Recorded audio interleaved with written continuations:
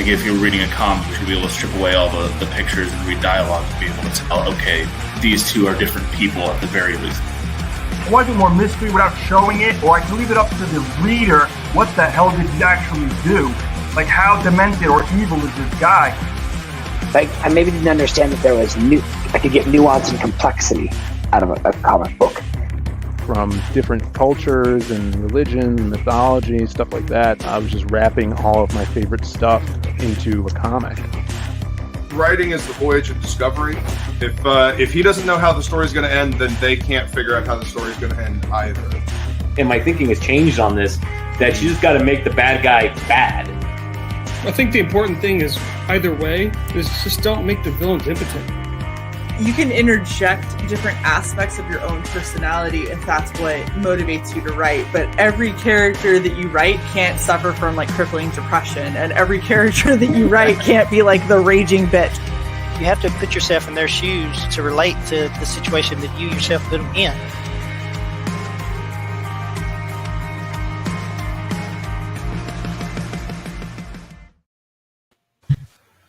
Hello and welcome to episode 2 of Writing Prose, season 2 of Writing Prose. What the fuck just happened? Did I just lose my co-host? What's up, Mark? Hello. My co-host just dropped out. How's everybody doing? Doing okay. I've got scotch. I'm good. Nice. Can I just say my favorite part of this intro business is watching all of you guys as your parts come up and then watching you be like, when the fuck did I say that? And you're like, okay, sure, whatever. No. So why don't you give yourself the biggest one and me the most first one? Because she made the damn video intro. Like, you want to make a video intro, you can give yourself a bigger, word No, balloon. you want to know why? I'll tell you the real reason why mine is so long is because I needed something to cut down when I finally get a fucking quote from this asshole over here. Considering they're the other half of Red Valkyrie, they should probably be represented in the fucking intro. I gave you 3 good quotes last week, and before the show started 2 hours ago, I said, hey, do you want to get those quotes? She's like, fuck it. No. Well, don't ask me the day after I do 3 streams back to back if I want to. Yeah, anyway. So how has everyone's weekend been? Good? Pretty good. Productive. Yeah? Productive is good. Yeah. Writing. Awesome. All right. Well, let's do our around the room where everyone can kind of introduce themselves and talk about what projects you guys are working on. Gibby, let's start with you.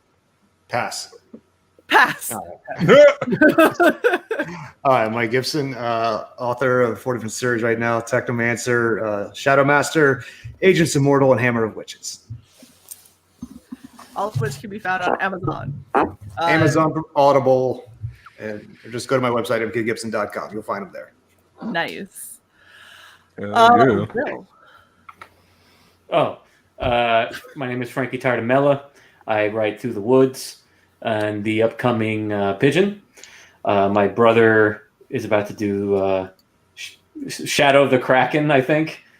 I'm not working on it, but I should be because I am the shit. Nice. I'm not even. You know what? I'm not even going to correct any of your pitch. Phil. Well, Frankie gets 2 now. I'm Phil Diaz. I am publisher at Zade Comics and co-creator and writer of Magic Cop and The Lost Pages. Lost Pages just broke 30K on Indiegogo. You guys can pick that up. And we are launching Magic Cop 2 soon, and you guys could sign up for that on the mailing list somewhere. Nice. Luke. I am Luke Alieta. You can find me on Twitter, Instagram, YouTube, at Death Metal Hero.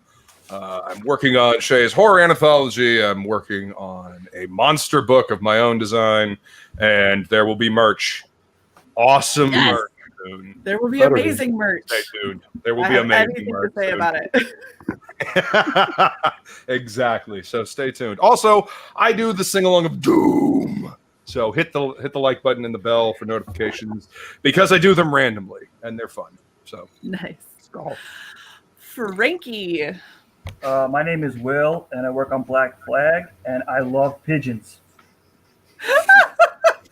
Kind of And you will weird. see in them. a romantic way, or I just love them. Everything about them. okay, just platonic. Okay. Yeah, platonic. Okay. He loves a form Love you of back. a pigeon. Ah, okay.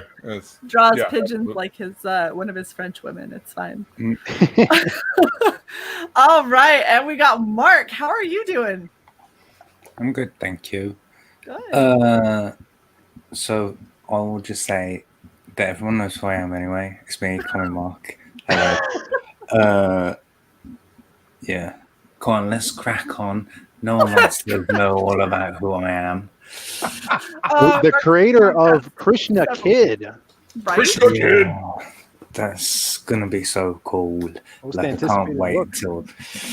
Yeah, allegedly, and that's gonna be the second campaign of the year. Before that, I've got the most controversial, spicy, like baiting the comic industrial complex book that you're ever gonna see.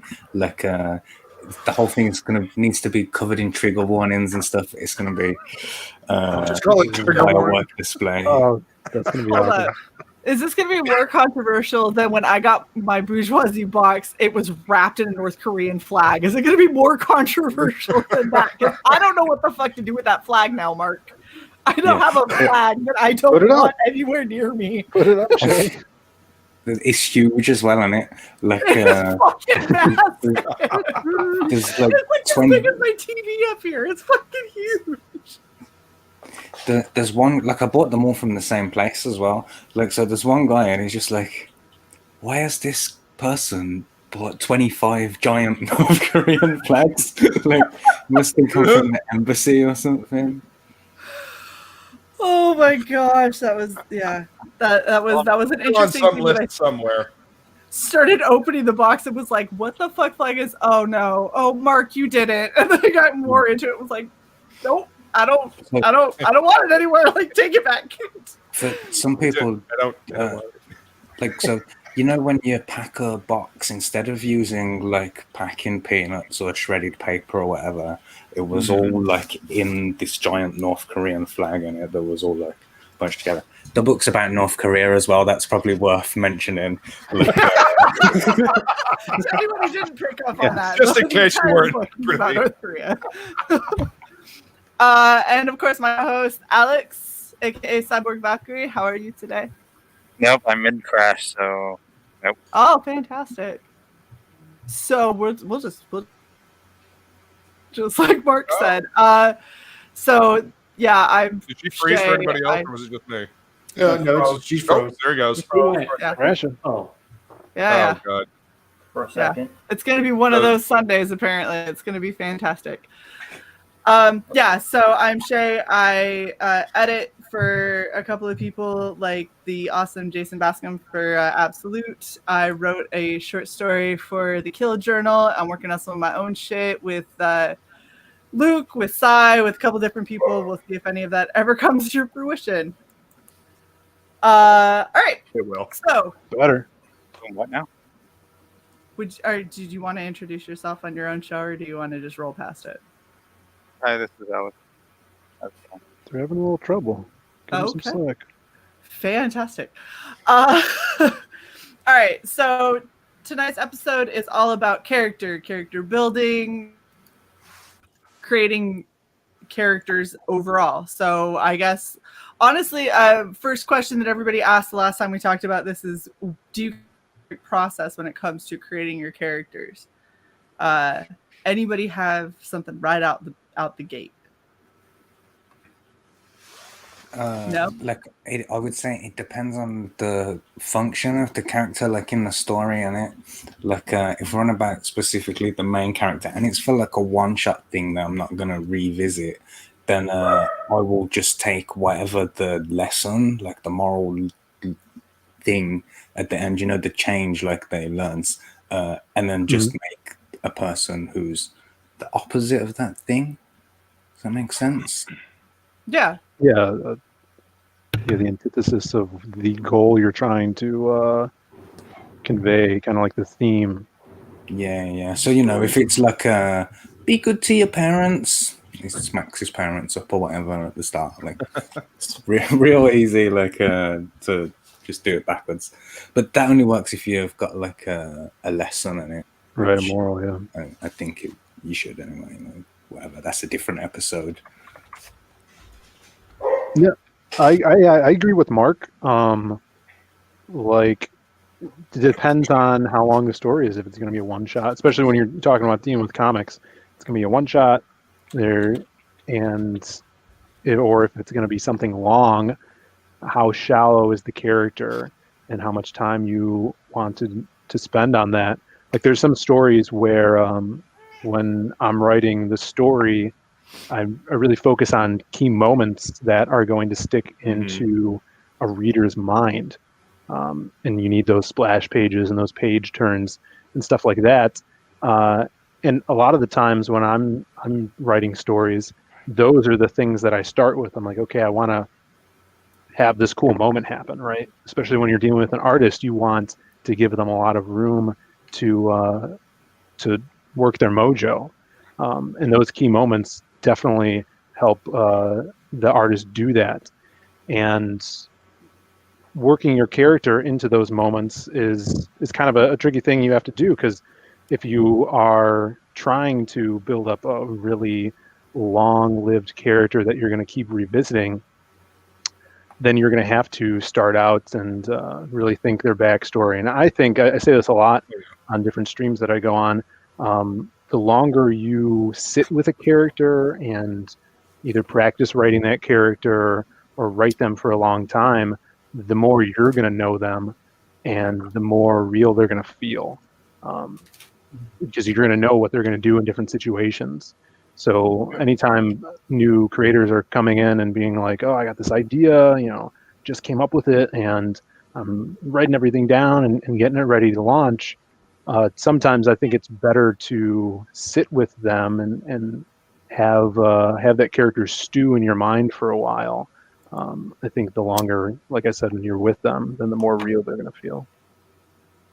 That's very true. I know for me, I haven't written anything where I've had like a repeat character that I was going to have to sit with for a long time. So a lot of my characters end up being a lot more shallow as far as like in my head, there's stuff that I haven't fully worked out that I at least have some hints of a backstory, kind of like when you have somebody who isn't a close friend, but they're a pretty regular acquaintance at work and you know things about them, that like maybe they went through something at some point in time. You don't really know the details of it, but you know that they went through something that was kind of trying. Like that's about where I end up stopping with most of my characters, because I don't typically need them to be more than that. Like they're good at that level. But I also haven't sat down and really written anything massive.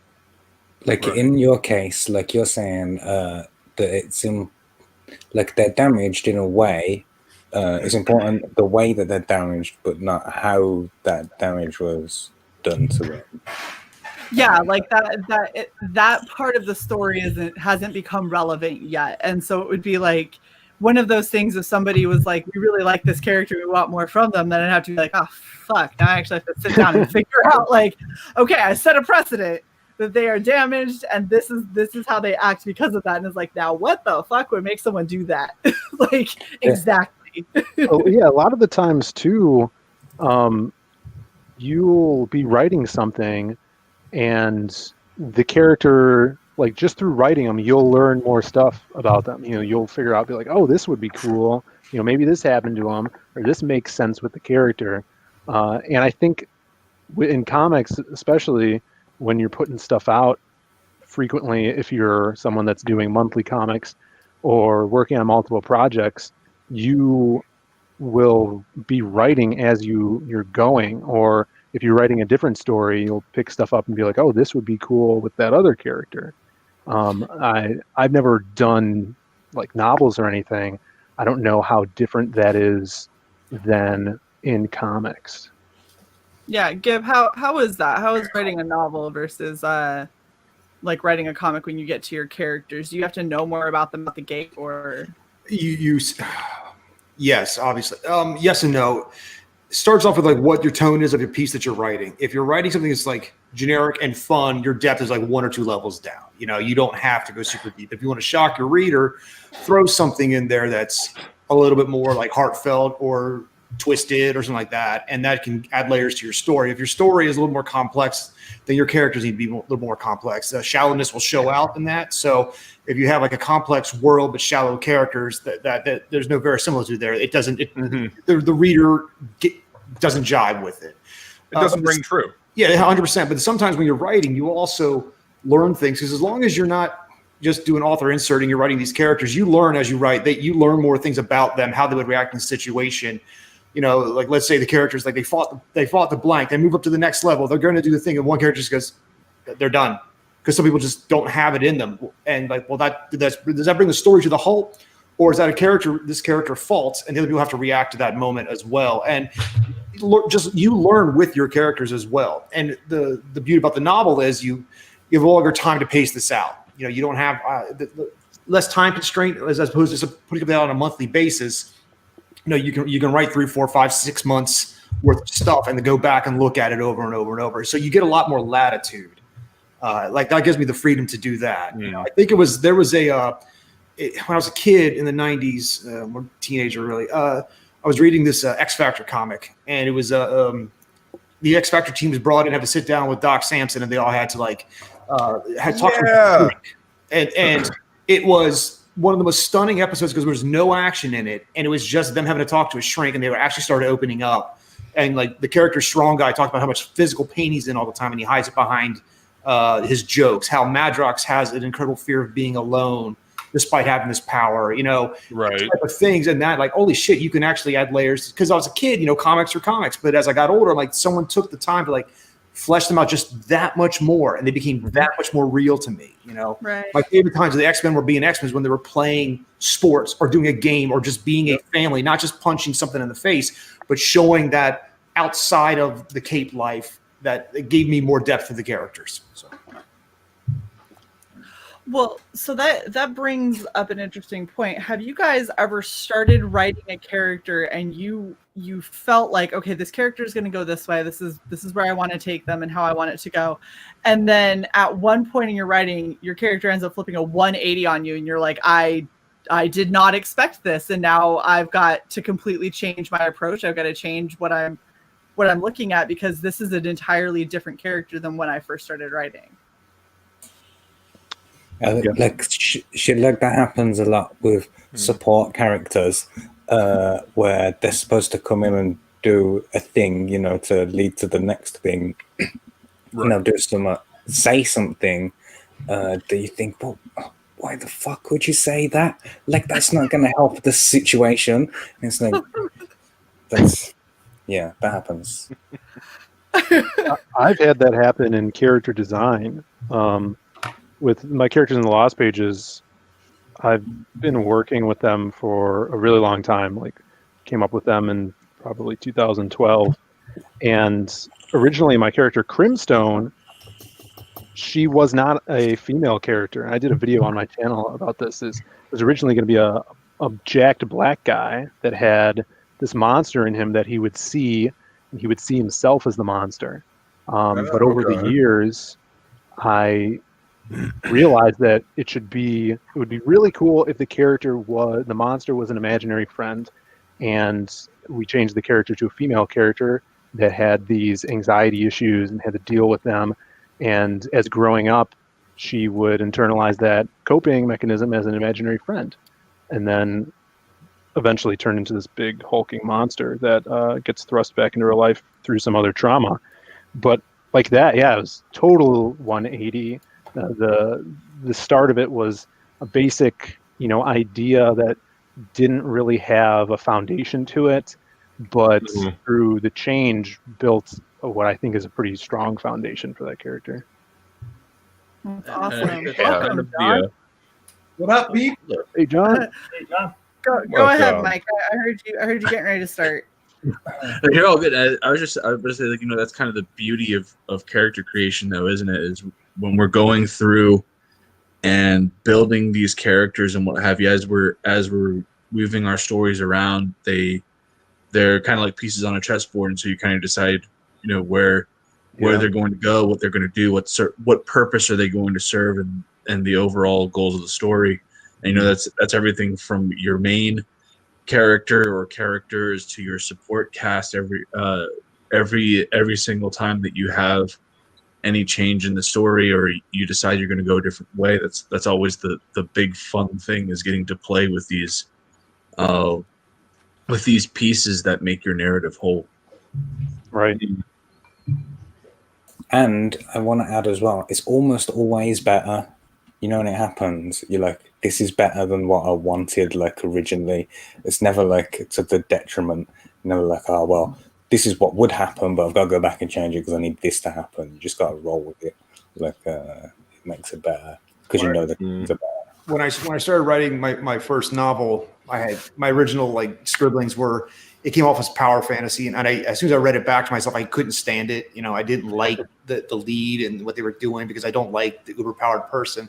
But Mark said earlier, what's the theme? And I'm like, and I had to actually step back, like, what is the theme of my character? And I had to pick something personal for myself. It was like when I was stationed up in Alaska, I was alone a lot. I was like, it was alone, it was dark, it was cold. I was up there in the winter. It was my first apartment I ever had by myself without a roommate. My girlfriend had left me, so I was like just alone in the dark. And I had that whole well, it was shitty. It was like my crucible of cold, but it was I took from that the no man is an island, because I could stay in my apartment and just be miserable, or you get to work out. So what if my character was that? What if my character was an isolationist who had to open up to a possibility? And then so I said the world set in a post-biblical hellscape.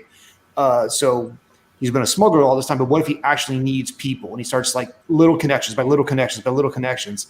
And then he starts becoming something more. And the character felt more real to me. I want to put more into it. Once I saw them achieve and fail and get back up, I don't like seeing characters that succeed. I like seeing characters that get the shit kicked out of them and then have the chutzpah to stand up and keep going. So, or at least learning, right? You want your character to learn, whatever that looks like. And I think stories die at the point when characters stop developing. When characters stop learning, then it's over. 100% struggle, because we never stop learning. Yeah, struggle and crucible is the core foundation of the hero's journey. Without a doubt. Like if your character struggles with nothing, why are you invested in them? Right. And that's that.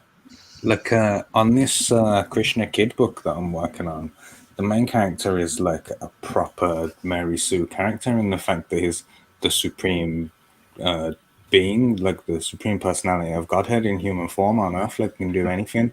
And that's a fascinating challenge to write, to make it interesting when he can literally perform miracles, and it is like Hindu Jesus. But then, so that's all about the relationship of the other characters with him. That's how that works. That's how you go around that. So his older brother Balrama, for example, imagine if your parents, when you're 3 years old, adopt a new magic baby who's absolutely perfect in every way. What's that going to do for your confidence and your self-esteem and it? He wants to impress his little brother, but he wants to be better than his little brother, but knows he can't live up to his brothers. So you have to, every character's got some kind of a thing like that.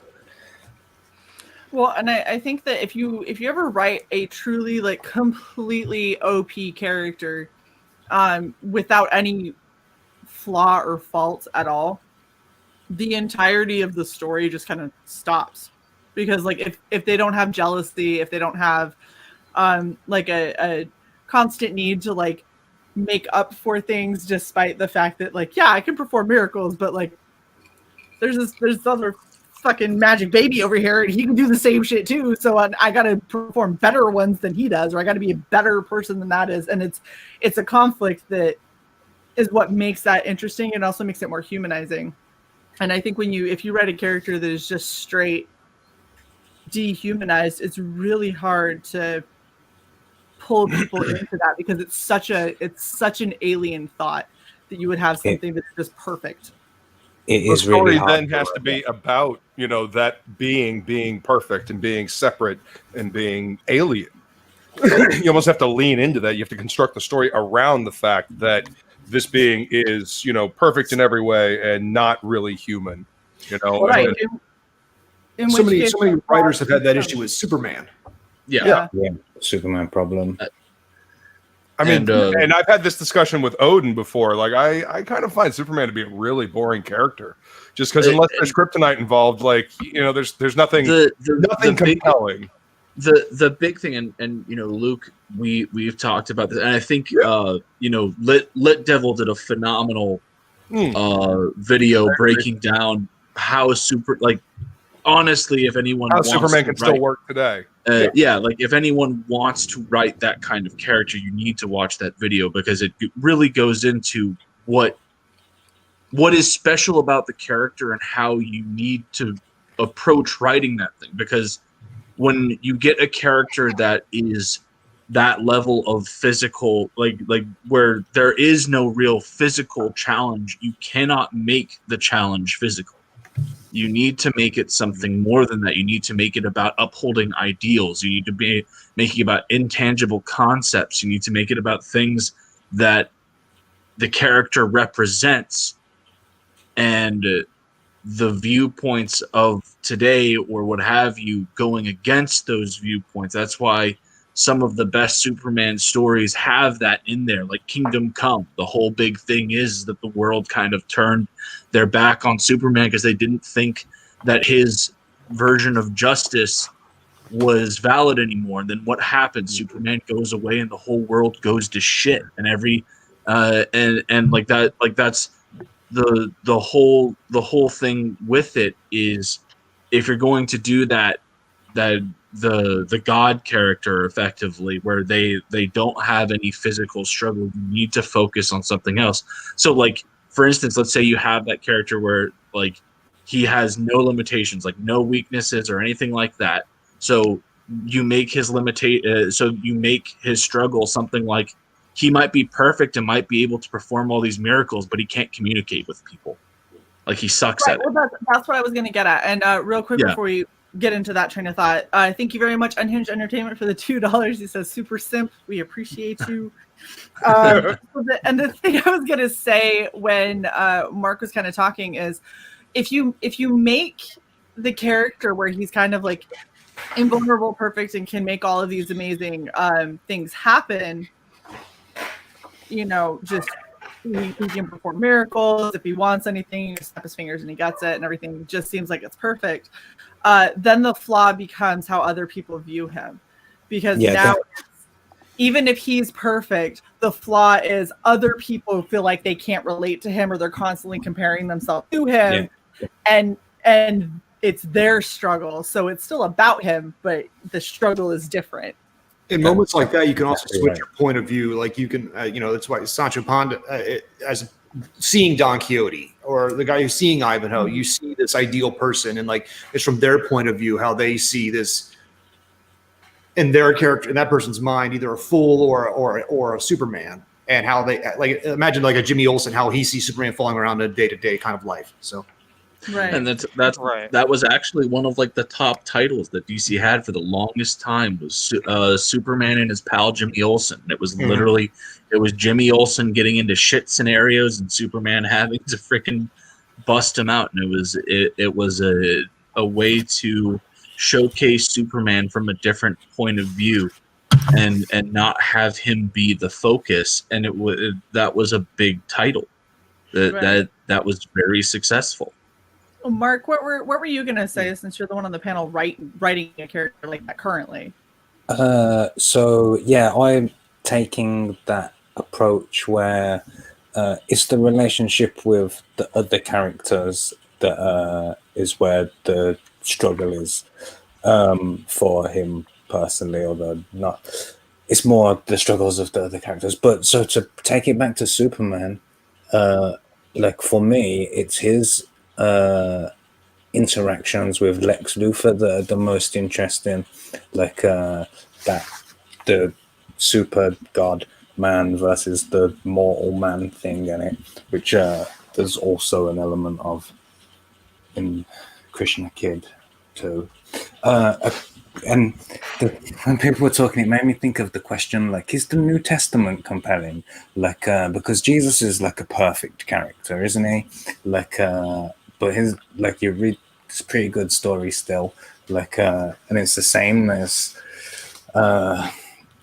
it's not Jesus' struggle that's interesting. It's like the effect that it has on everything else. The revolution against Roman occupation. The thing with this, with like the New Testament story, you know, Jesus is constant. But like you said, people don't know how to react to him. People flock to him, they follow him, they leave him. You know, so he has a constancy and he also has a high awareness of what his calling is. And then some people that are with him, they're like, no, that's not what you're supposed to do. You're not here for this, you're here for that. You know, so you have all these dynamics. Even people that are supposed to be his boys rebuke him and tell him, like, no, you can't do that. So, I mean, there's so much human intrigue, even in a story of somebody. And he even struggled when he ultimately had to go to the cross with the fact that, like, I don't want this, you know, but, you know, your will, God, not mine. So, I mean, it's like when you look at it, he's the God man. So fully God, fully man. I can't fully tell you how that works, but that's what it is. I mean, go ahead. What you're describing, the idea of God on Earth in an avatar human form, that's what Krishna Kid is as well. Like, Krishna is literally Hindu Jesus. Like, one day I'll do a show like where we tick stuff off, like comparing the two of them. See, but the thing with Superman, that's not and what Superman as well. But I'll tell you though, I'll tell you why Superman is not that. Superman is not that because he has the challenge of the fact that he is going to outlive everybody he loves. He's in love with a woman that he knows he is going to live way past. It's not like they're going to grow old together. He's not going to grow old. She's going to grow old. You know what I mean? So he has like a Highlander. He's got a whole different set of challenges that really kind of challenge his humanity, so to speak. How do you deal with that? Do you that's just like what do you just step back from humanity and just say, like, you know, I can't be too engaged because this is just going to be too painful? Well, you know, Christopher Reeve tried to actually put that. I can't remember if it was Christopher Reeve or that did it. I think it was in what was it? It was not a particularly good movie, but the whole thing at the end of Quest for Peace is that Superman leaves because he can't stay connected like that. You and you hit the nail on the head. You have that whole thing where he effectively can't die.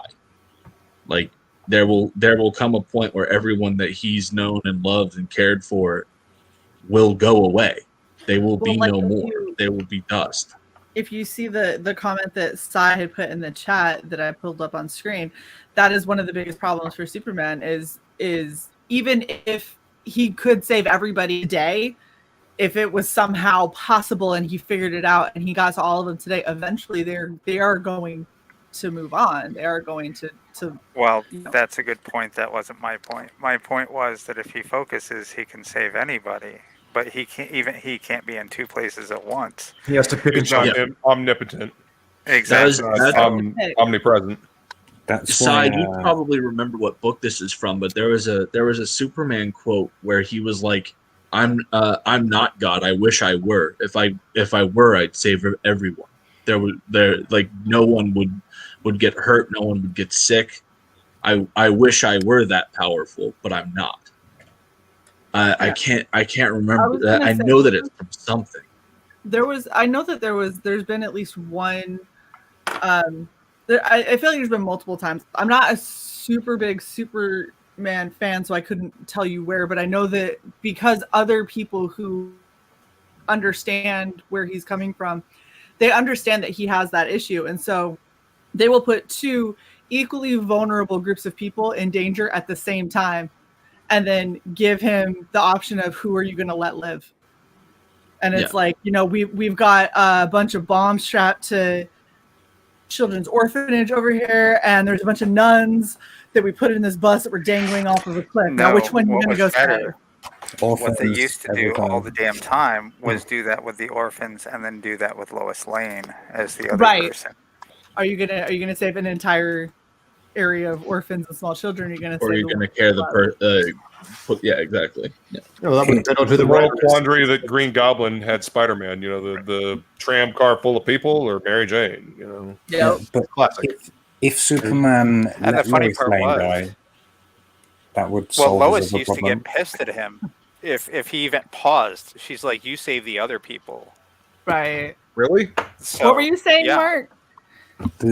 Basically the same point, but adding that if he let Lois Lane die and saved the orphans instead, then the fact that he would outlive her forever doesn't matter anymore. She's already That's dead. true. That is a So- good point, but that it also means that that's something that he would have to deal with immediately, as opposed to a couple decades down the road. And that shows kind of the more human side of him. Is could you make that same call if you're sitting here and you've got somebody that is the person that you feel is your soulmate, that you love with everything that you are, versus an entire gathering of incredibly vulnerable innocent people. And Well, you can only exactly, save one of them. Silvar. I mean, the missile in Superman 1. It's either gonna blow up. It's gonna knock off all of California, at least the oceanfront side, and kill Lois Lane, or I forget where the fuck the other one was going. The point is, two nuclear missiles. His instinct was to go save Lois, and he couldn't because that was the deal he made. Oh, that the other missile was going to Hackensack, New Jersey, and it was going to kill Eve Tessmacher's mother. And so she said that she would free Superman from the kryptonite if he saved her mom first. Yeah. And so he let Lois die, but he couldn't live with it, so he fucking turned back time. I mean, he was constantly facing shit like that. Right. Eric McIntyre brings up something that's interesting that I'm kind of curious on your guys' thoughts. He says, I don't think any CG character would reach the iconic status of Superman or Spider-Man because CG is unfortunately unjustly banned by the mainstream. I'm going to open this up to not just CG, but what about indie? Like people that are trying to create new characters and you want them to try and reach that sort of iconic status. Do you think that that's going to be even possible, or do you think that's kind of a thing of the past and it's oversaturated? Well, I guess what is iconic status? I mean, if iconic status is, selling, having your characters on underoos and Ninja Turtles. Ninja Turtles are iconic. Underwear that's fun to wear. It's just only fair. Underwear that is fun to wear, then maybe not. I'm just saying, I can make up underwear right now with Black Tiger and Magna on them if you want, John. We can do that if that's what it takes to be iconic. But I think more what it is, if you were to say something, like Krishna Kid, or you were to say Magna, and people instantly I know exactly what you're talking about. I know household name status, effectively. Yeah. You need 70 years though. Because Superman and Spider-Man and everything got to household name status pretty quickly, but I think that at this point the biggest problem is that you're talking about brands that have been established for that long, and even though it didn't take them that long to become household names because they were the firsts, we aren't there. And at the end of the day, we stand on the shoulder, and this is in any field. You stand on the shoulders of giants, right?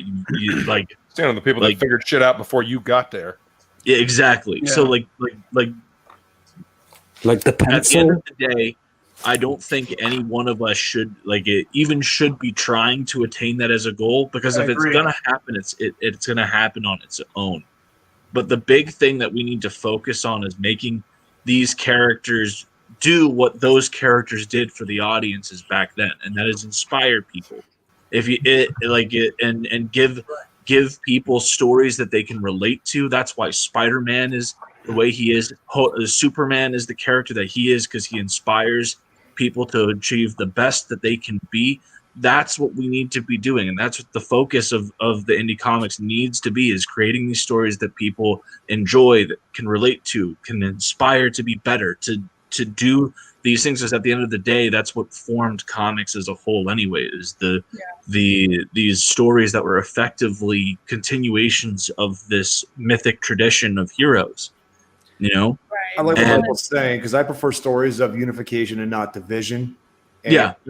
Even if I might think someone's an asshole, but if I can, like, there's 3 things on their tenets that I agree with, I'm like, okay, let's focus on those and let's make my characters at least have a unity for a period of time. Otherwise, you're just looking at tribalism. So the advent of the internet allowed people to create more than ever before. You know, you didn't have to wait for the big 6. You didn't have to wait for DC, Marvel. You could just put your stuff out there and find a voice, you know. And shit, I would love to have started doing this in 2002, you know, but I didn't. I started, you know, 2016, so I was already behind the curve. I mean, there's plenty of indie authors I know that have far more success than I will probably ever see, because they hit it first when the indie movement started becoming big within at least the indie author publishing field. Yeah.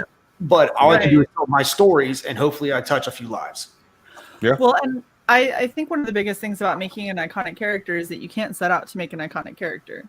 If you're setting out to try and like Check force boxes. that kind of notoriety and like exactly check the boxes, that's exactly what ended up happening with the big 2, and that's why it's driven so many people away, is because they were like, oh, we need a character that can hit the LGBT box, can hit my like racial minority box, and I need a woman that does STEM because that's a big thing now, and all they've done is throw these completely unrealistic characters at us and then been like, you must like them or you're a bigot, and everybody's gone, you know, this isn't how you build an iconic character. You build an iconic character out of love for the character, love for the story, showing that they aren't perfect, showing their, you know, full fleshed out kind of world. And then if it takes off with people, it becomes something more iconic. But I don't think that you can ever set out to force something to be iconic.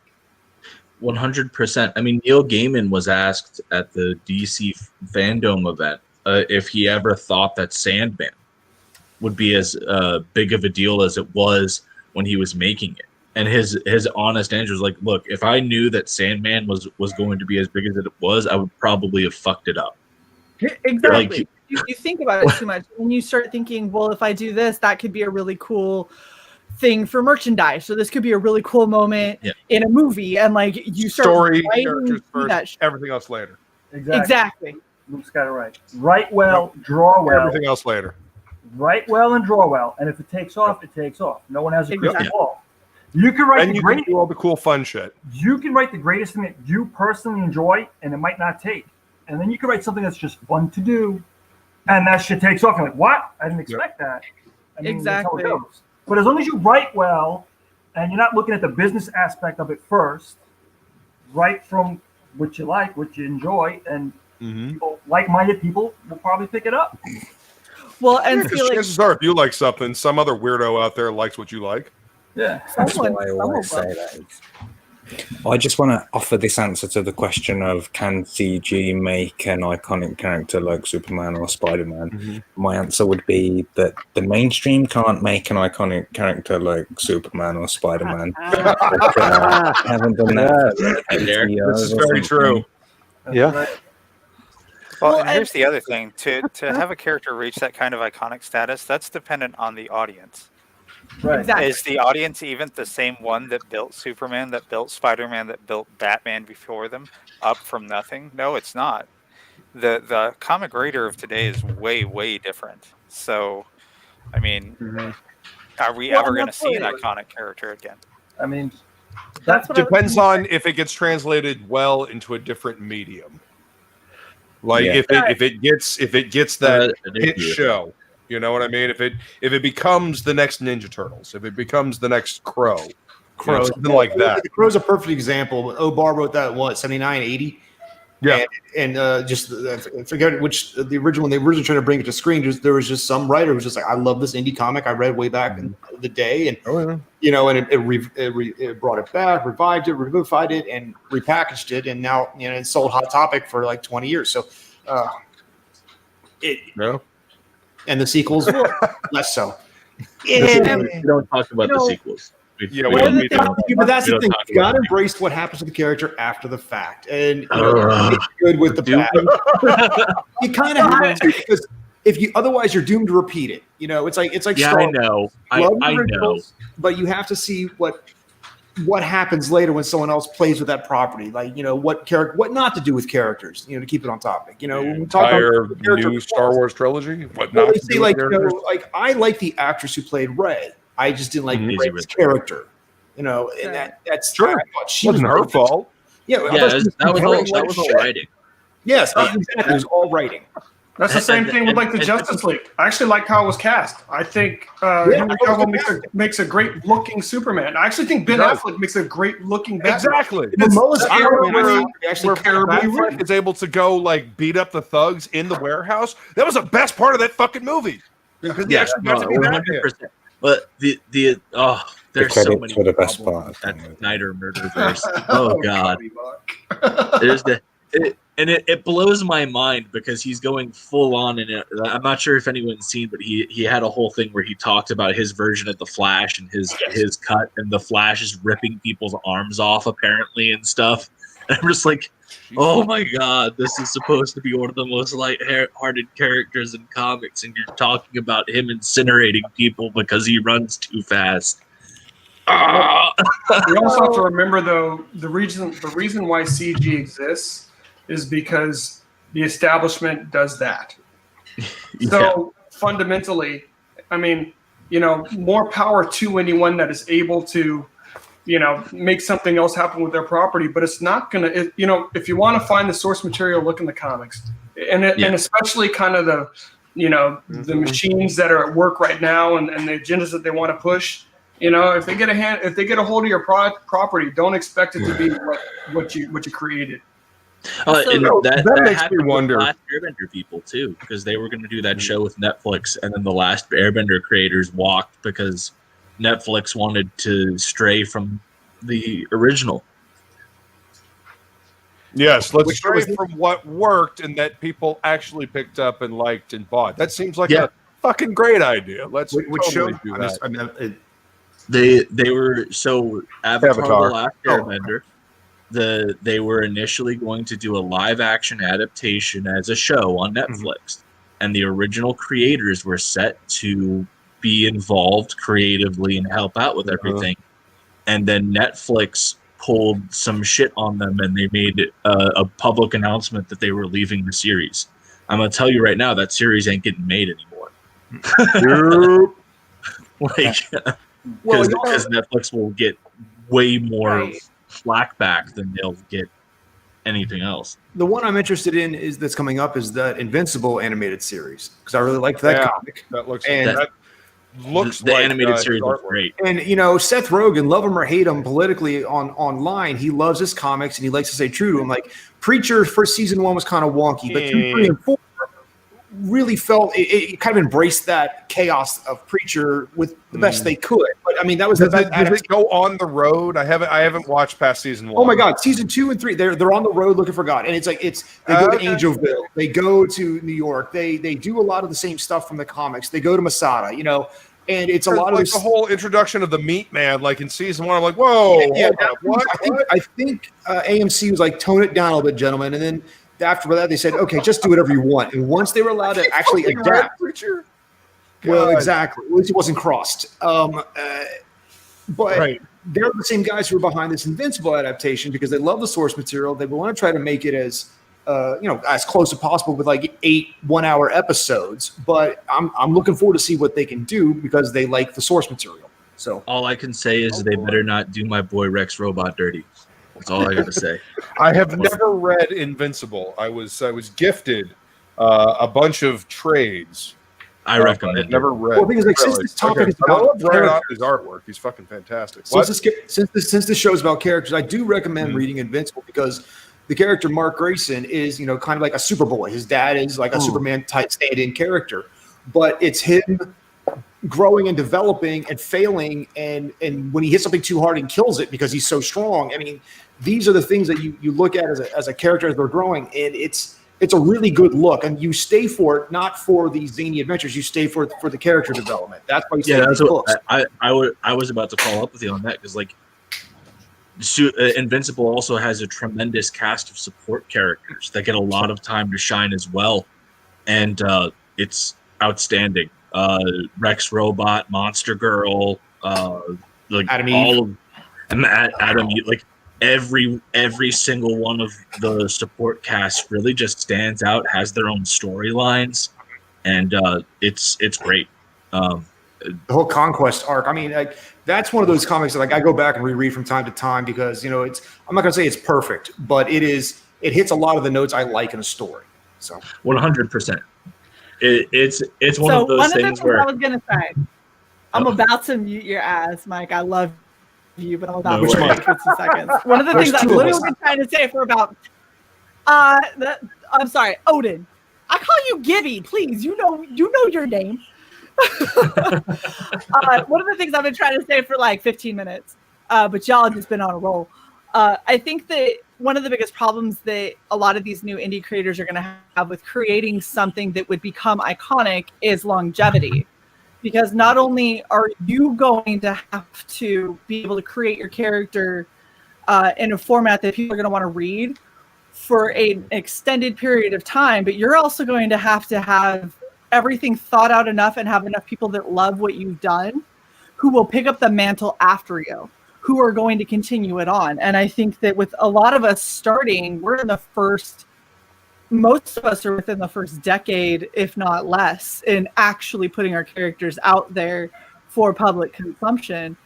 And you got to think, how long have all of these like mainstream iconic characters that we're talking about been around? They've been around forever. They've been around for a shit ton of decades, and we're sitting here not even with the first one checked off under our belt. I think a lot of us lose steam. A lot of indie creators run out of story because they're the only ones that are creating it, or they end up hitting a wall where it's hard to constantly write and feel like you're screaming into the void and nobody's actually caring about what you're writing, picking it up, reading it.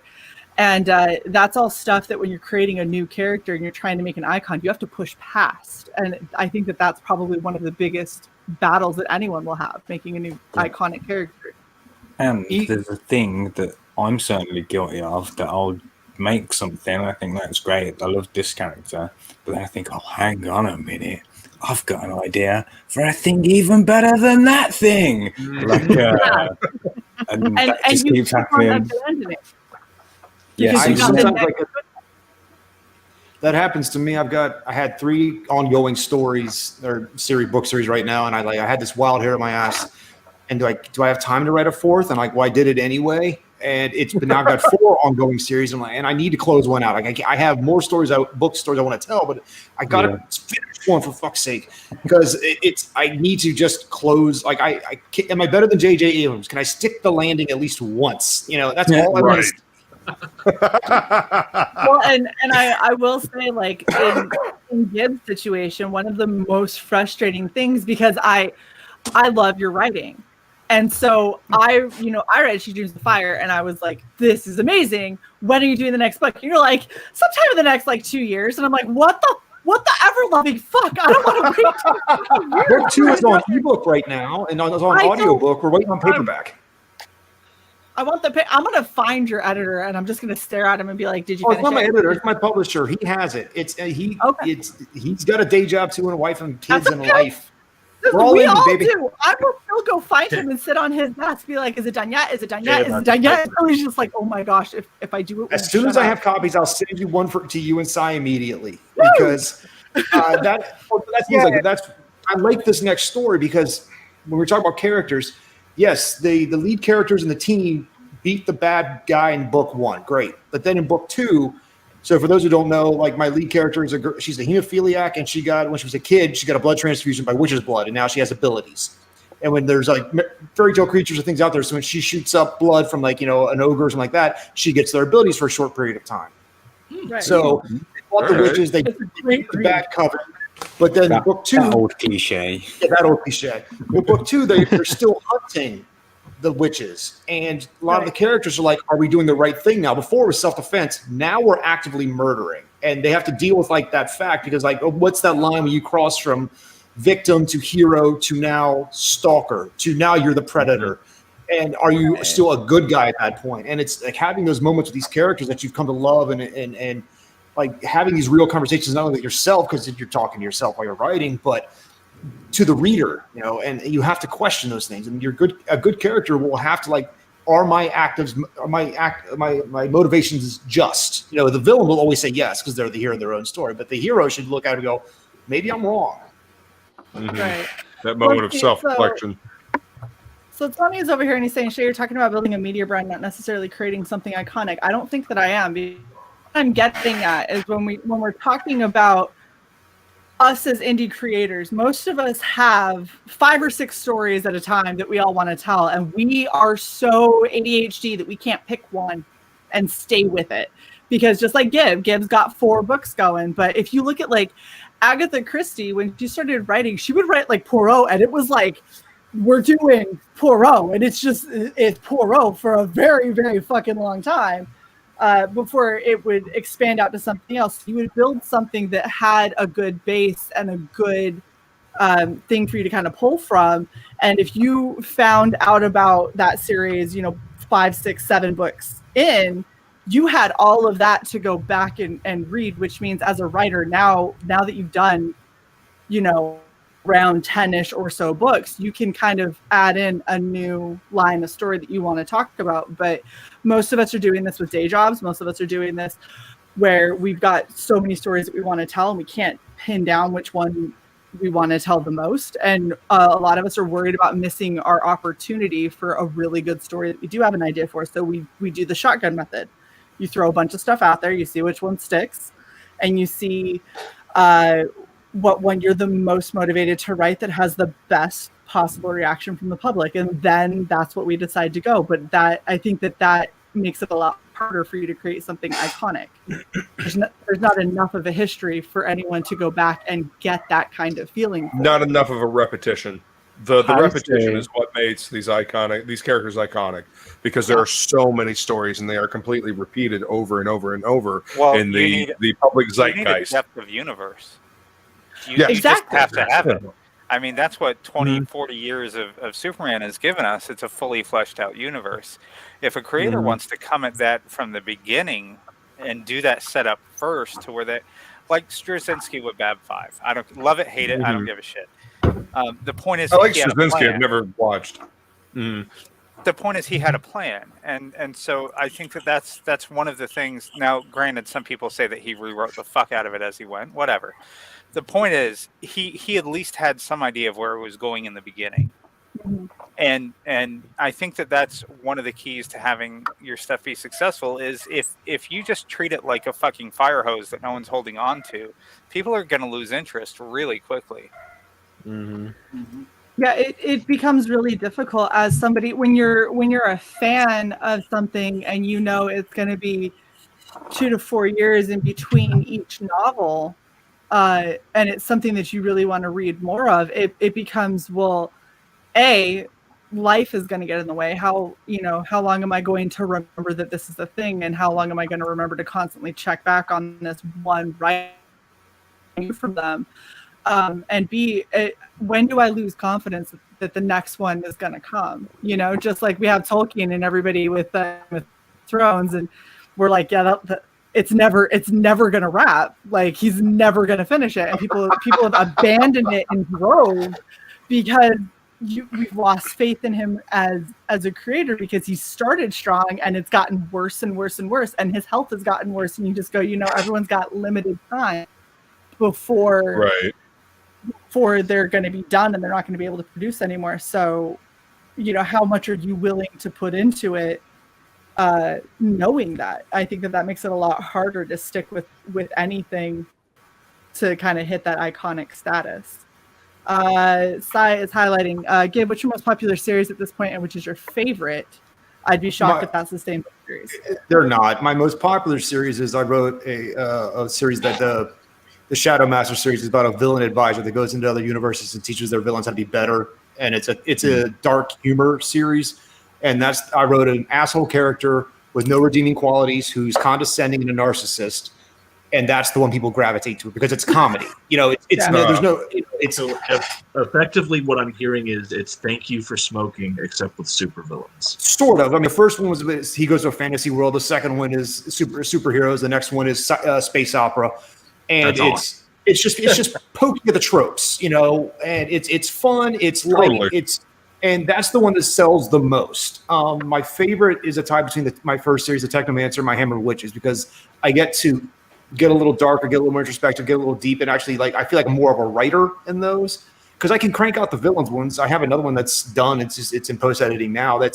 Those are my ones they're my blockbusters that pay for my other work, just to give me time to write on these other ones. Because My Hammer of Witches stuff, the 2 books out, that's the one that people really like, and it's the least amount of feedback at all.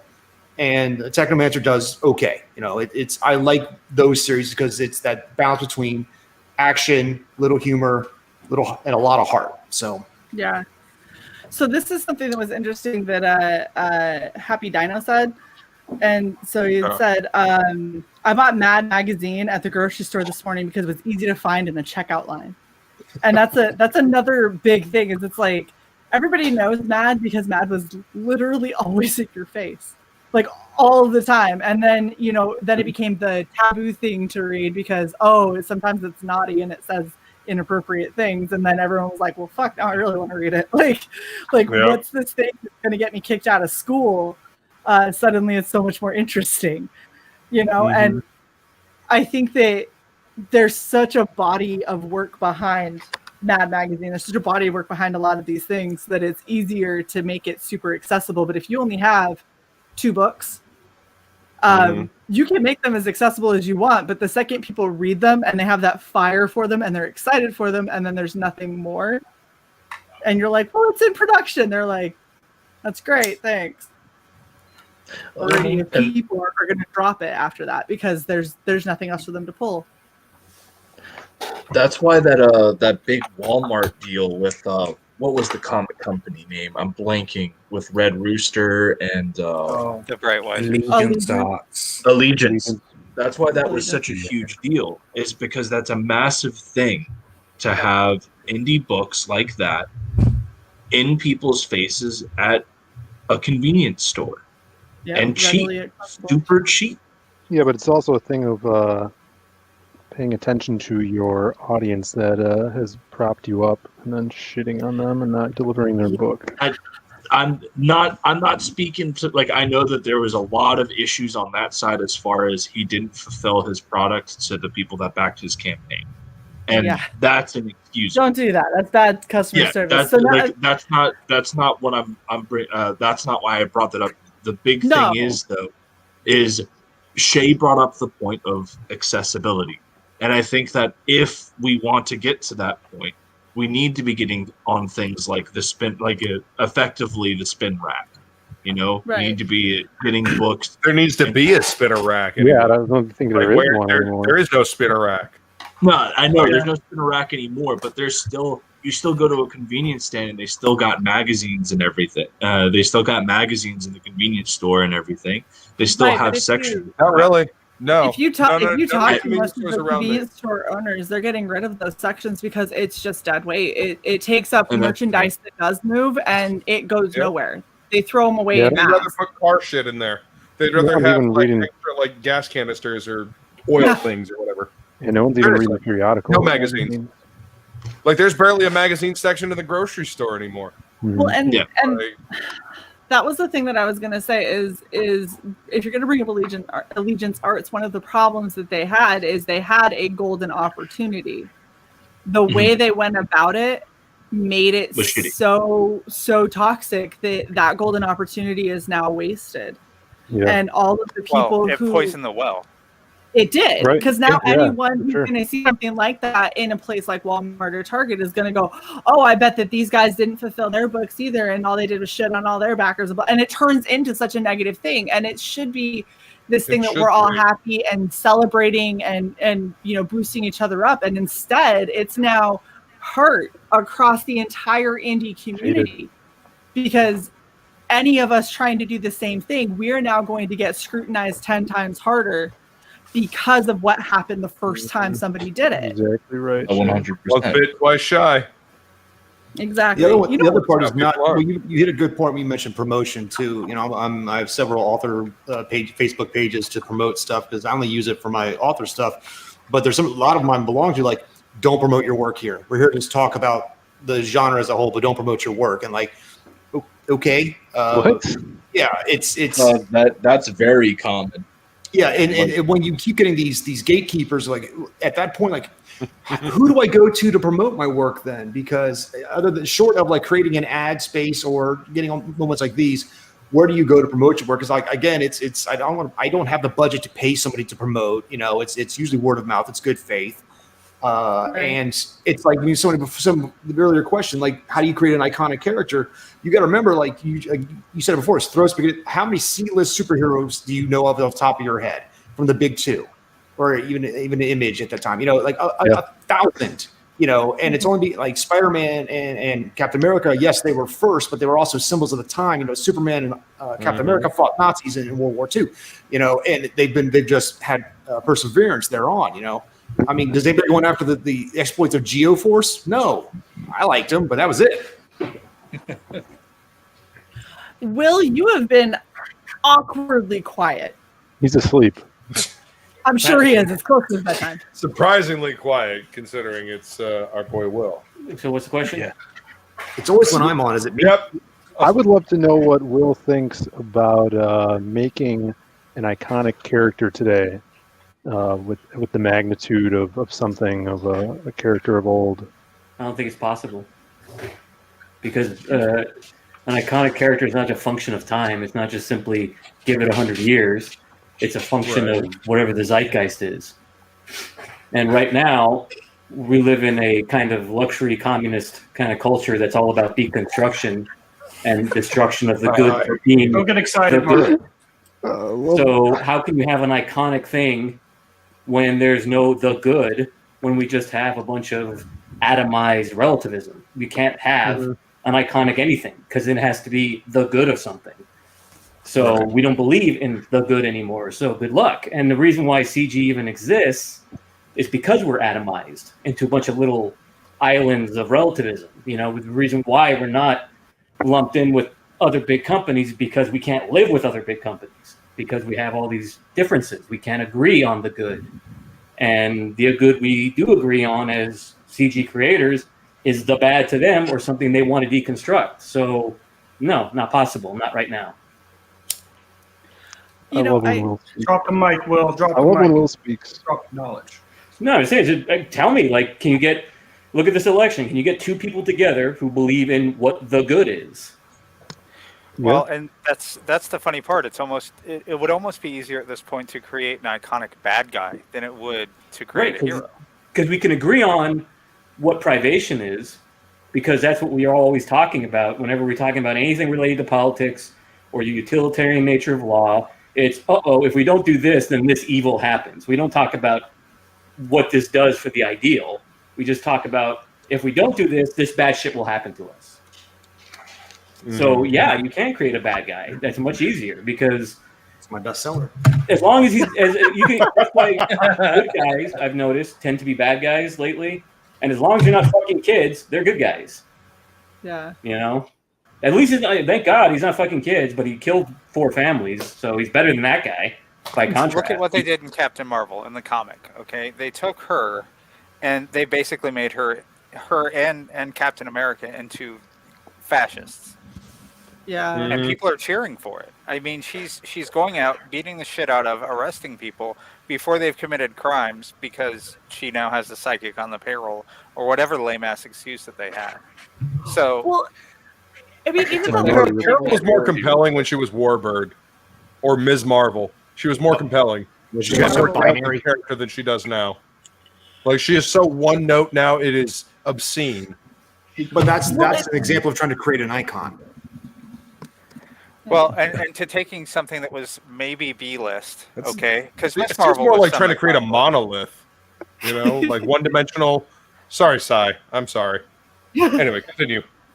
Kiss my ass, Blue Boy. Anyway, no, but I mean, my You point wish. is, and my avatar is entirely fucking blue, so that really doesn't work. My background is blue. But yeah, I mean, like all of it. But no, I mean that never fucking works. You can't manufacture a hero. I mean, look at the boys. They're all manufactured heroes, and they're all pieces of shit. That's true. Mm-hmm. That's very true. And I do think that I think when everything is bad in the world, then it's like society needs a hero, so it's easier to create a hero icon.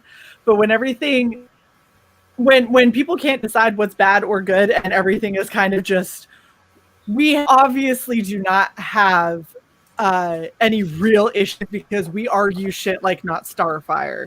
Like that's the kind of level of arguing that we're doing right now, and like people are pissed off because of, there's not enough like gluten-free options when I go to whatever restaurant. Like we're so focused on stupid shit that there's not enough like bad in our everyday lives for us to rally behind a common good. But we've just screened it. We've screened it out as a culture. I mean, there's bad shit happening every second of the day in this world. We're just tone deaf to it at this point. Right, and minimized.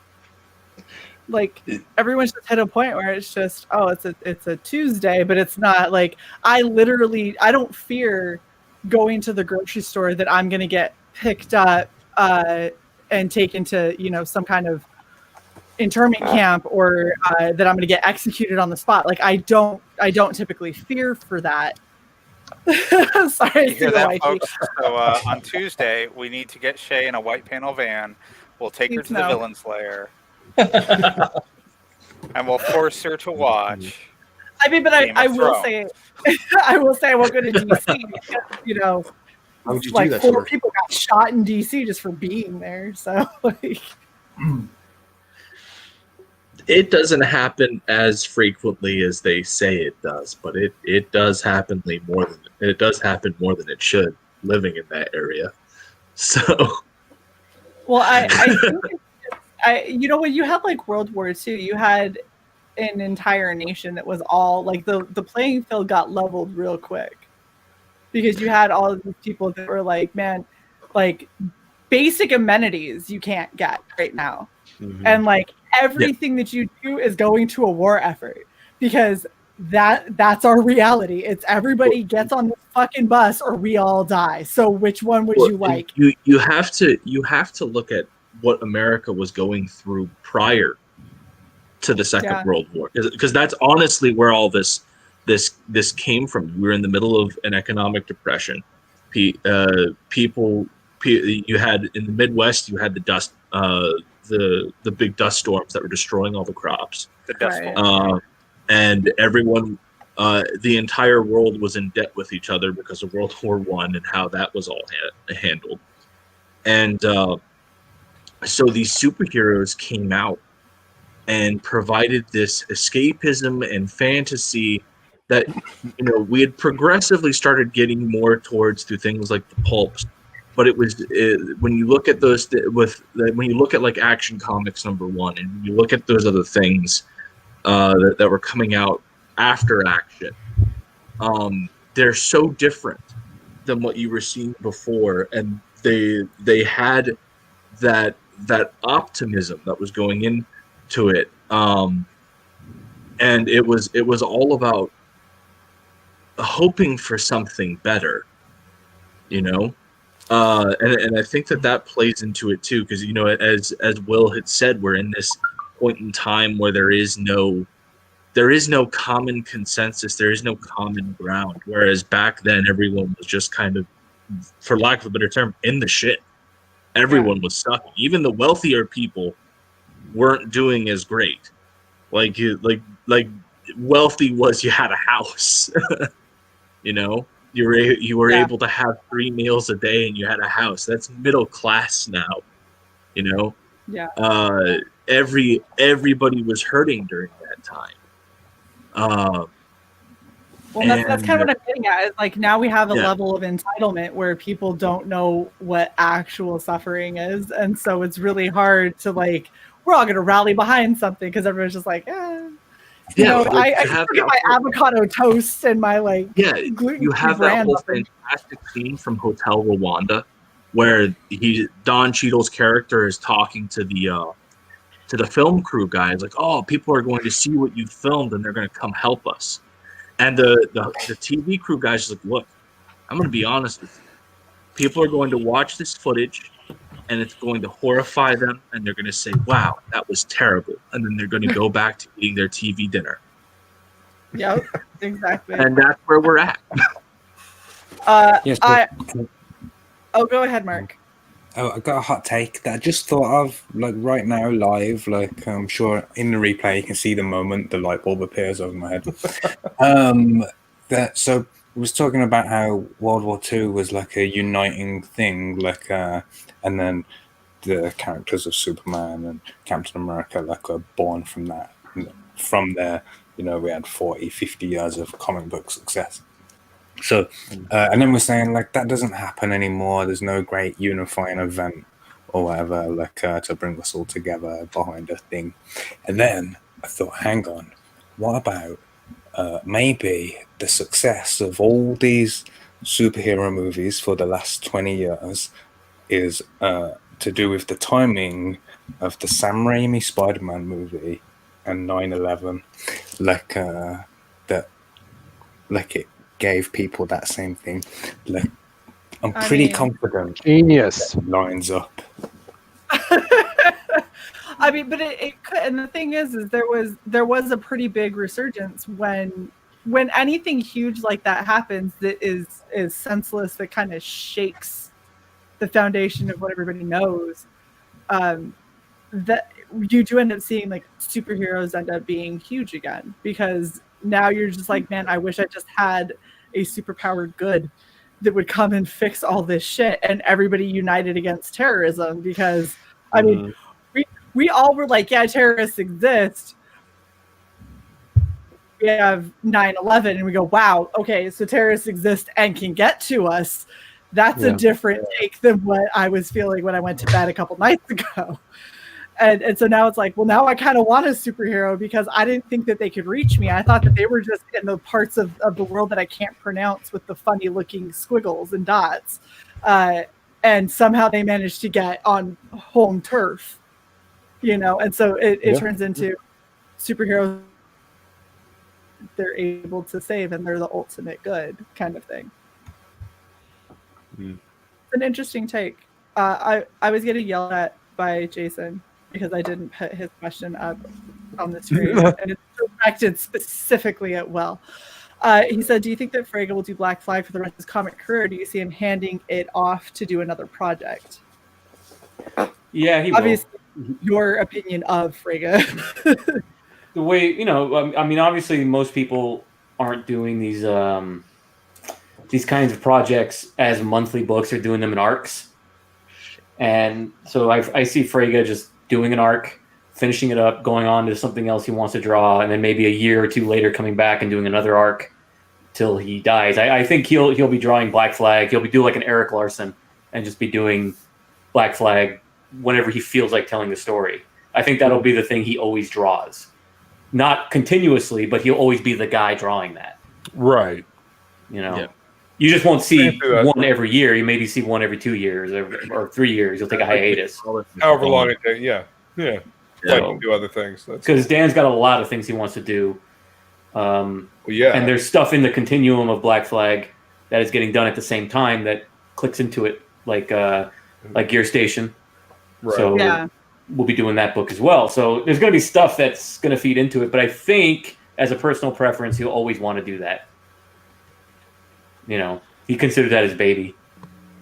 Yeah, so well, is that's Vinny in here Totally in the understand. chat simping for Frankie, or is he talking about everyone but Frankie is good people on the channel or on the panel? I'm not sure. I don't know why it has to be everyone but Frankie. Frankie's good peeps. I'm just saying. You said everyone. Frankie at least showed up instead of streaming against. Yeah. Present. Present. Yikes!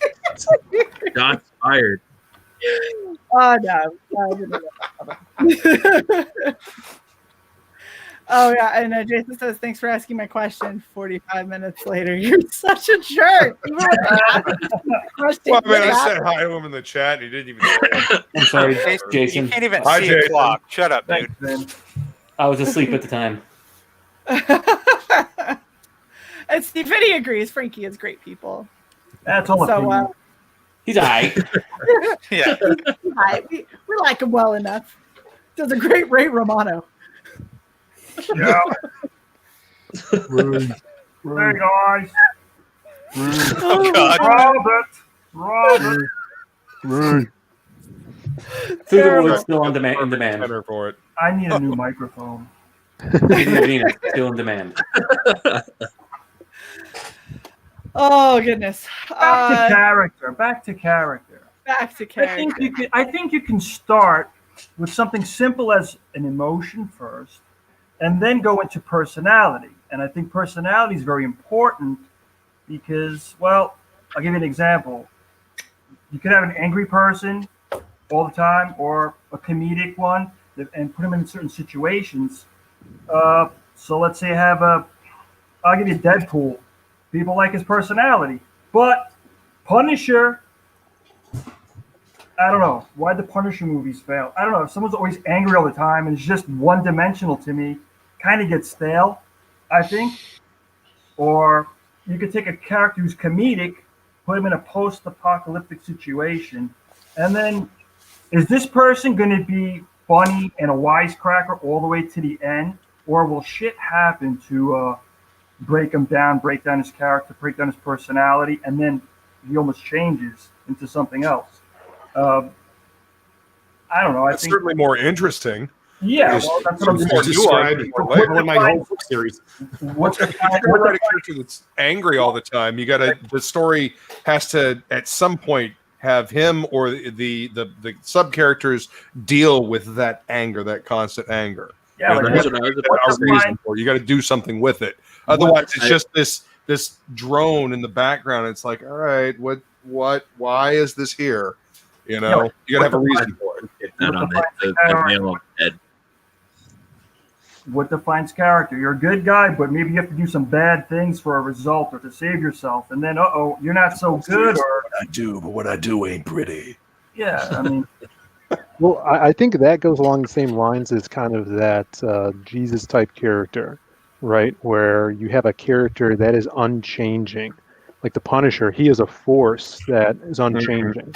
And the interesting things in his stories are those background characters, are the characters that he runs over, the mobsters or whoever he's hunting down, the serial killers, those, things that, those are the interesting things. And he is like a force of nature.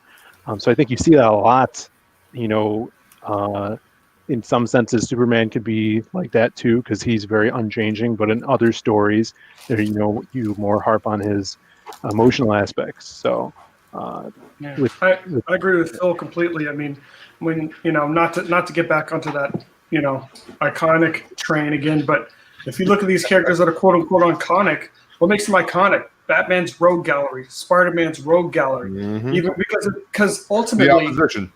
Yeah, it's the opposition because they've almost transcended the things that make characters great.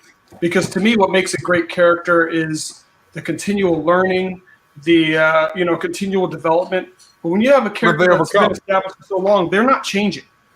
So I'd agree with that for the most part, with the exception of Spider, because the thing that made Spider-Man iconic was he was the average Joe that was constantly making screw up decisions. People could relate to that. People could see that in themselves.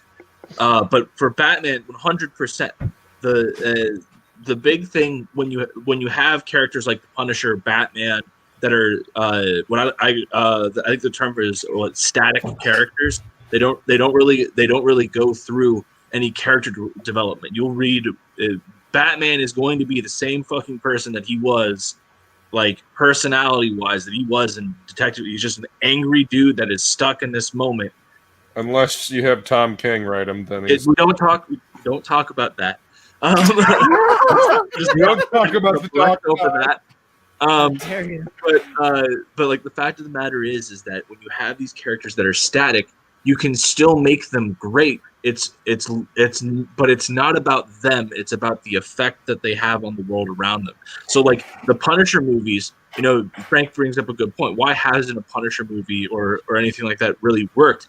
It's because they try to focus on the Punisher as a character and not on the fact that he's scaring the shit out of all these people. I think that you could do a fantastic Punisher film or a Punisher series that's effectively like an anthology of horror vignettes of all these gangs of mobsters just shitting their pants as the Punisher is coming in as a horror movie monster and murdering them.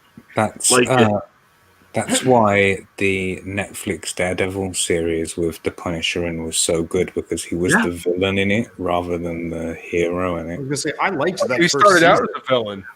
Yeah, well, yeah, trying to it's a whack very- Spider-Man. Yeah, like Right. and that was the whole thing. The best freaking moment in that series is when in season 2 is when Daredevil and Punisher have the conversation on the rooftop where Daredevil's all chained up and everything, and it's him and Punisher getting into this debate about morality, and like Daredevil is all about, you know, providing people the opportunity to be better. And Garth Ennis wrote that in the comics, right? So. yeah, and then Frank Castle's just like, nope, they're all scum. I'm gonna fucking kill them. Not to steer this off, but like I'm going parallel with it. Did anybody see the newest episode of The Mandalorian that was on this weekend? Yes. Yeah. Okay. No. Okay. Does anybody care if I talk about it if it's spoilery to them? I don't care. Okay. The character, Bill Burr's character, Mayfeld, the sharpshooter character, was brought back. And he's having this moral issue where he's talking to the Mandalorian, where they're trying to infiltrate this rebel thing. He's like, the Empire did this, the New Republic did that, you know, but they're the same thing. These people look at these people here, they don't care. They're just trying to make their way in their lives. And you're like, okay, you're starting to see a little bit of that thing. But there's a moment where he's sitting across from an Imperial officer because they're undercover, and this guy in Bill Burr's past had ordered him to basically commit genocide. And he's sitting there, guys talking. And eventually he just pulls his gun and shoots him because he had enough. And he took this comedic, kind of dumb character who was kind of like just overreacts to broad general, but they start peeling back little layers that you say, oh shit, this guy did see some shit. This guy was part of things he can't unsee. The reason he acts like a buffoon is because he's hiding what he done, and he just hit his threshold. And like that, and for me, for seeing Bill Burr do that, I was like, damn. Oh, sorry. It was really good. That's easily like the best scene in that episode is Bill Burr going off and being like, so what about those 2,000 people? What about those 2,000 guys I served with, those 2,000 stormtroopers that you just they're no longer there? And you're like, oh god. And like those are the moments like I like to see those characters. I like seeing my one book series is I wrote a tertiary character, and I like them so much they got their own book series because that's where the Aggie books came from. It's just because like I like this idea of this character so much. Like, what if I develop it? What if I peel back the layers? What else is there with that person? And like you'd be surprised what becomes of that when you start fleshing out these characters. Right. So I wanted to add something we were talking about earlier about iconic characters, and I don't have any evidence for this. This is something I'm seeing a pattern in. Is that we see these kind of vigilante characters and these godlike characters sort of coming in after the great waves of immigration into the United States. And so you have what is fundamentally a Anglo Protestant nation, and it's suddenly becoming a host to Catholics, Eastern Europeans, Jews, Italians, Russians, Ukrainians, and you're getting now different points of view on law and the ultimate law, the things we're supposed to be following as a whole. So what you're essentially getting is multiple tribes saying, which tribal identity are we going to refer to for law? And to me, when you see a character like Batman who's like, I'm going to take the law into my own hands, it's a failure of law. Because now we can't rely on the law because whose law? So we're going to have to rely on one man's law to arbitrate for the rest of us. And I sort of see that a lot in a character like Superman, where we're saying, okay, we're just going to create the Superman who embodies a non-tribal identity of what we think the ideal is, so you all can get behind that. Truth, justice, and the American way, even though we're all a bunch of different tribes. And when you guys brought up the Punisher, it kind of clicked in my head that once again, that's a deconstructionist character. If you look at the Punisher on his own, he's pretty fucking evil. He's a maniac. He's murdering people arbitrarily. I mean, yeah, they're bad guys, but hey, they're worse guys. That's the metric we're taking with the Punisher. Well, they're worse guys than Frank. You know, so that's we're not even going on if it isn't moral. We just fear worse. So as long as he's killing somebody worse than himself, we're fine with that. I don't know. This pattern is starting to percolate in my head, and it's interesting. Yeah, well, look at the change in the American Western film from the old John Wayne heroic movies with big symphony orchestras to the spaghetti Western, where you have Clint Eastwood being this outlaw taking the law into his own hands. It's a very similar aspect there. Yeah, because you can't trust the law because the law is now corrupt, because now it's subject to too many influences. It's just become this debating society where it's just churning into mush and nothing's getting done and nothing's being arbitrated. But those sympathies, especially nothing pinned down. Sorry. No, I apologize. Those sympathies have been percolating since Vietnam era 4, where you no longer trust the law. You don't trust the man. You don't trust the one who's supposed to protect. I mean, dumb as it sounds, the entire Dukes of Hazzard model was the law was corrupt, and these good old boys are the ones who have to make things right. Yeah, exactly. Robin Hood. Yeah. And from Vietnam era forward, I mean, the entire run of the 70s during was what Green Lantern and Green Arrow was looking at right wing and left wing working together for a common good by seeing these issues and tackling that entire comic run was that, and trying to find a middle ground, to try to find what was good in the world and from both sides of the political spectrum. So Sai brought up a good question from Silver. He says, does anyone consider Jungian archetypes, especially regarding group and team stories? Sure. Yes. Yeah. The cool, Sure. I think they yeah. Simply put, yes. I don't know about other artists or other writers, but those really help me further the characters. Like, okay, I have a character now, and then you look at archetypes, whether it be like that, or your basic archetypes found in any literature, like tricksters and stuff like that. I think those are like, okay, you could focus a character with those, because those are like basic building blocks of character and story. Especially the team book, I think it's important to do, because you don't want 5 of the same character or whatever. And by using the archetypes as a map, you can pair them up with the ones that they interact with the best. Yeah. And it can also give you kind of a, like you were saying, a map to where you can push a character more this way. Like if you notice, it's like this archetype, well, maybe I can push this aspect of the character more and push them into this archetype. And if it fits the story, then awesome. If not, let the character alone. Let it do whatever it's going to do, because it'll tell you always. Right. But certainly, I don't specifically look at Jungian ones. I just know them instinctively, and I'll be like, right, this character, he's like the Green Power Ranger or whatever. Just pick some other representation of the archetype I'm trying to put across.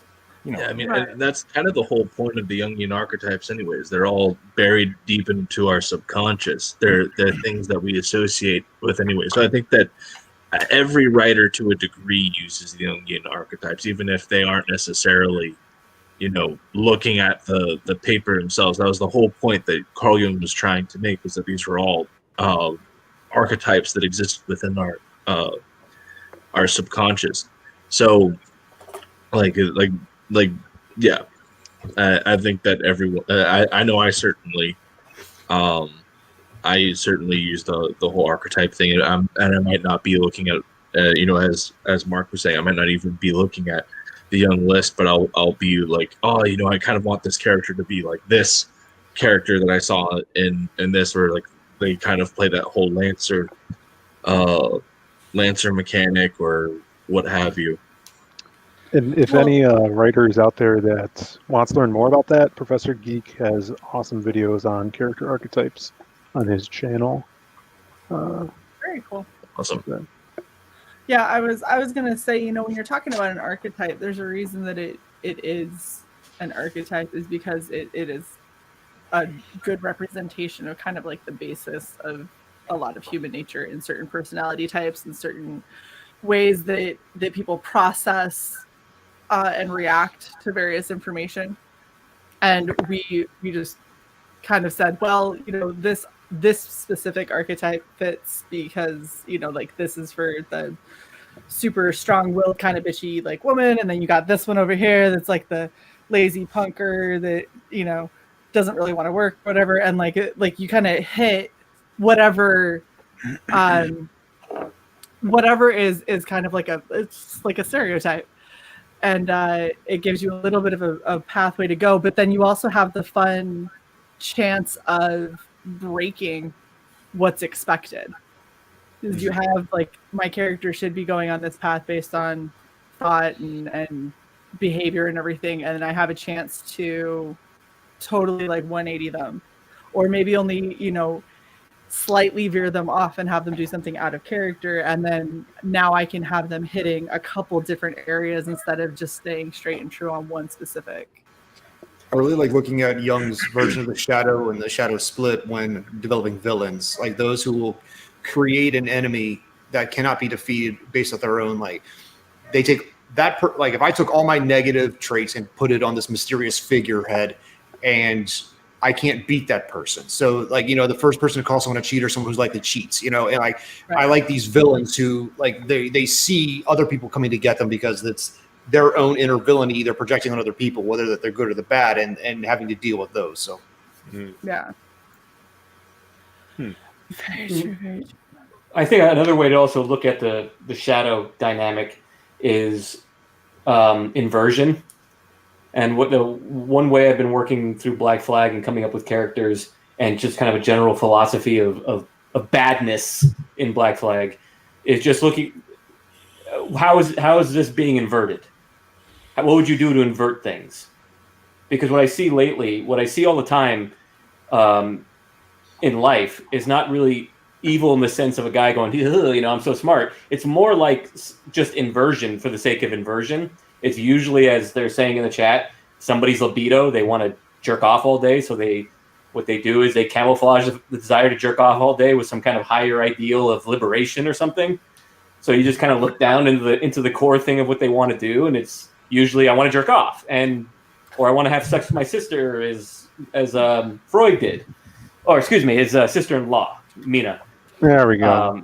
I want to fuck her, so I'm gonna come up with this bullshit thing called the Oedipus complex. I don't just want to fuck my sister-in-law. Everyone wants to fuck their sister-in-law, and that's what I call an interesting inversion. And you can kind of push down and go, well, you're just evil's very pathetic. He just wants to fuck his sister-in-law, and you're coming up with something to camouflage it.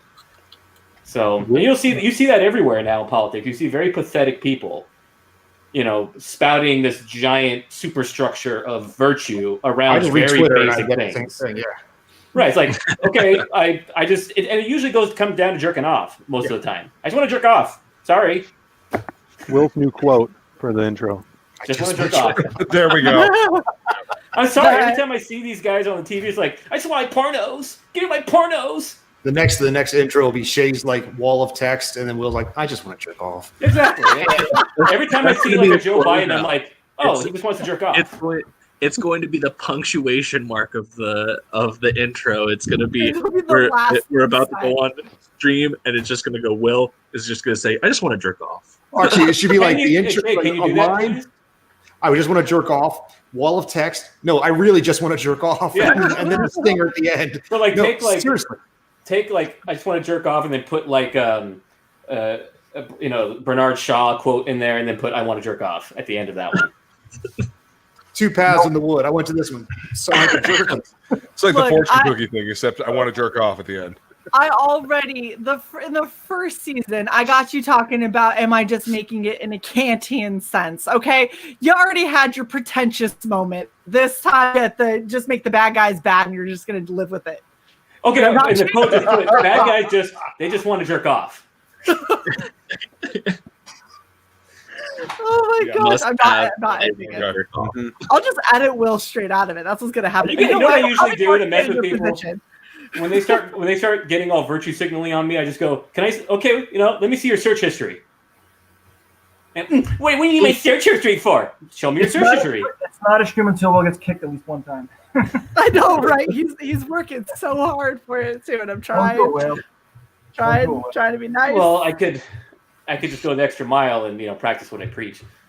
Stop where you are. Oh. But that's for my OnlyFans.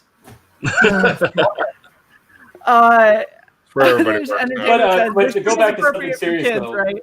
This entire channel is not for kids. I'm just throwing that out there. Just to go back to the beginning, because Mark said something interesting, and this is how I kind of approach it, is what he said in the beginning, which is whenever I'm working on any project, I always think of what the big idea is, what's the big ideal, and usually the characters will kind of drip, like condensation from a ceiling from that. I don't ever come up with a character and go, okay, I've got a character. What does he do? I always go, what's Gertie in the situation? Yeah, and the character will kind of drip from that. Yeah. What do they do when they face a problem or something? Yeah, what's the world? What's naturally selecting their behavior? Make them human so people can relate to it. Make them want to pick it up. So now, whenever you read Black Flag, my villains are just wanting to do one thing. Fantastic. For every villain you write, huh? Really? Because they all want something, right? That they're willing to do all these bad things for. Like Frank Castle Superman doesn't be so fast. He just wants to get back. Frank Castle just wants to ejaculate lead over everybody. He can't wait to do it. Colorful way of putting it. Kind of reductionist, but okay, sure. Spider-Man's web fluid. Exactly. Mm-hmm. I mean, that's just so obvious now. It's low-hanging fruit, but fuck it, it's delicious. I just see patterns. That's all I do. Why does Size Connection have to suck today? This is where the conversation goes. At least, hopefully this carries on through the chat, and they'll be like, "Hey, remember, I've been reading the chat, and I haven't been able to highlight shit. I've just been like, nope, and nope, and not that one either. Nope, we're just gonna not happening. My God. Oh my God. Mm-hmm. Jason, I'm not putting any of your shit up on the chat. So stop. Oh, okay. So the next question that is kind of like the most obvious to go to is, what do you find the hardest to write and why? What characters do we find the hardest to write? Yes. What kind of character is the hardest for you to write? Characters like people that I find insufferable. Like if sometimes it's very hard to write somebody that I find, just incredibly irritating, but they need to be incredibly irritating to get the point across. But it's like, I really don't.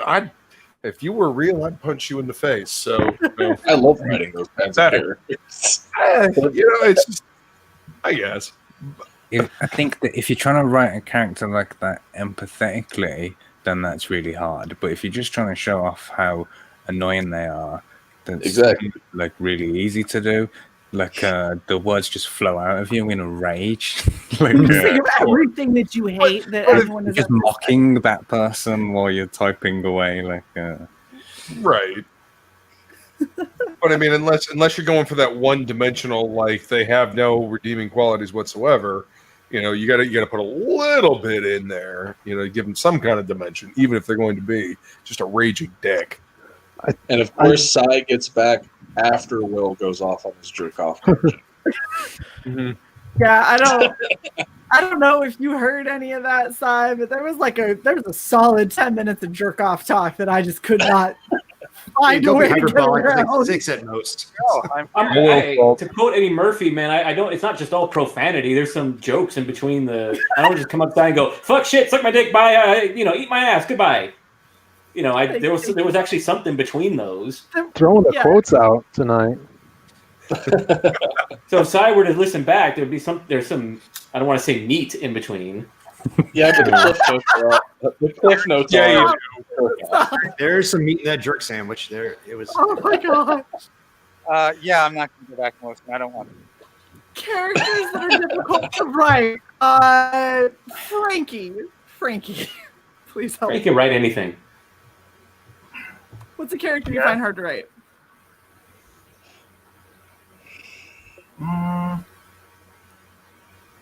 An intellectual.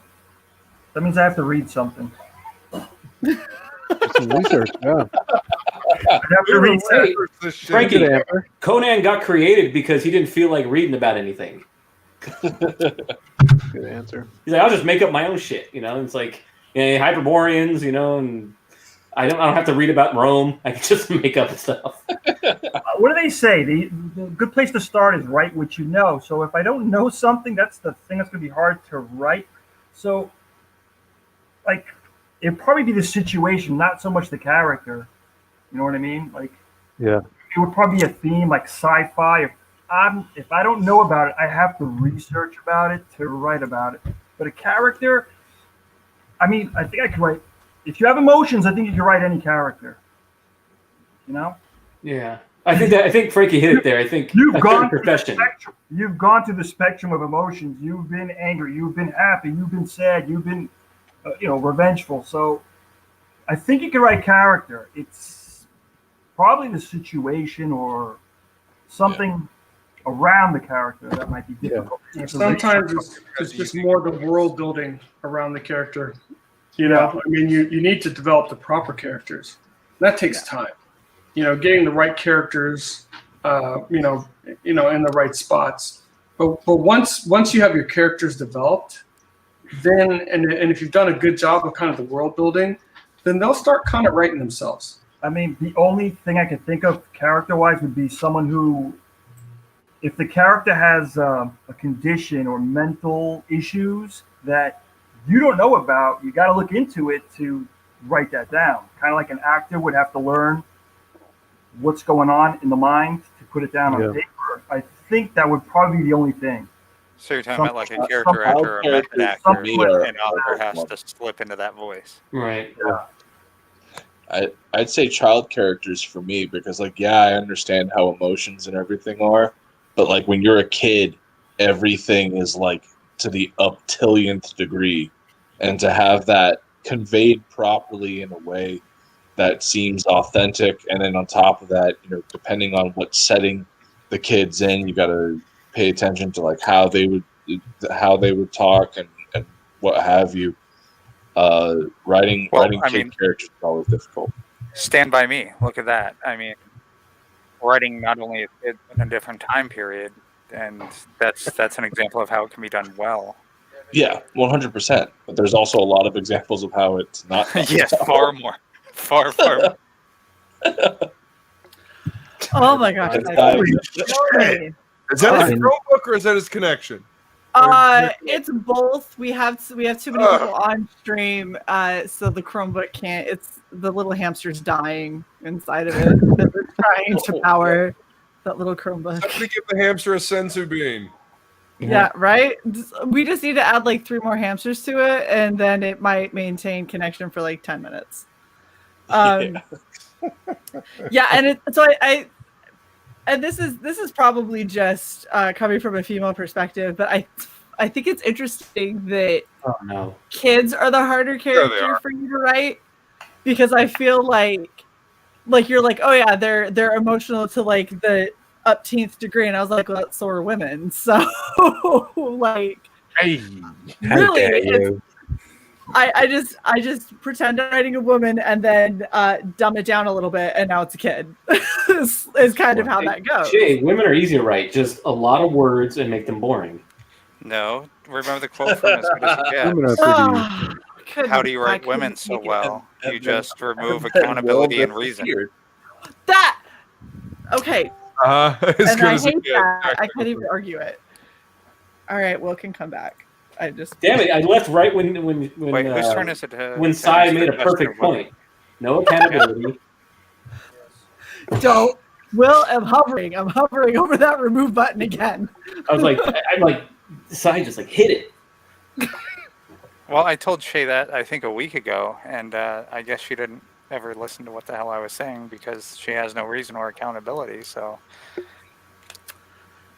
You know what? I almost removed you, and then I remembered that you can barely maintain a connection if I change the layout too much. You're gonna drop. you again. highlight You're a fucking chat, and it dropped me a second ago. Oh my gosh. Yeah, Shay, do you remember? Do you remember when we were doing the reviews of all the submissions? Yes. And we were reading the poem, and you were trying to tell us to guess it was a guy or girl. And remember when I said, because you guys made it a point, and everybody said it was a chick, and it wasn't. I'm like, I think this is a guy because it's not long and rambling. That is true. You did say that. Jason, thank you. I love that in order for you to get it up here, you had to censor it because he tried to super chat it in its entirety, and YouTube told him no.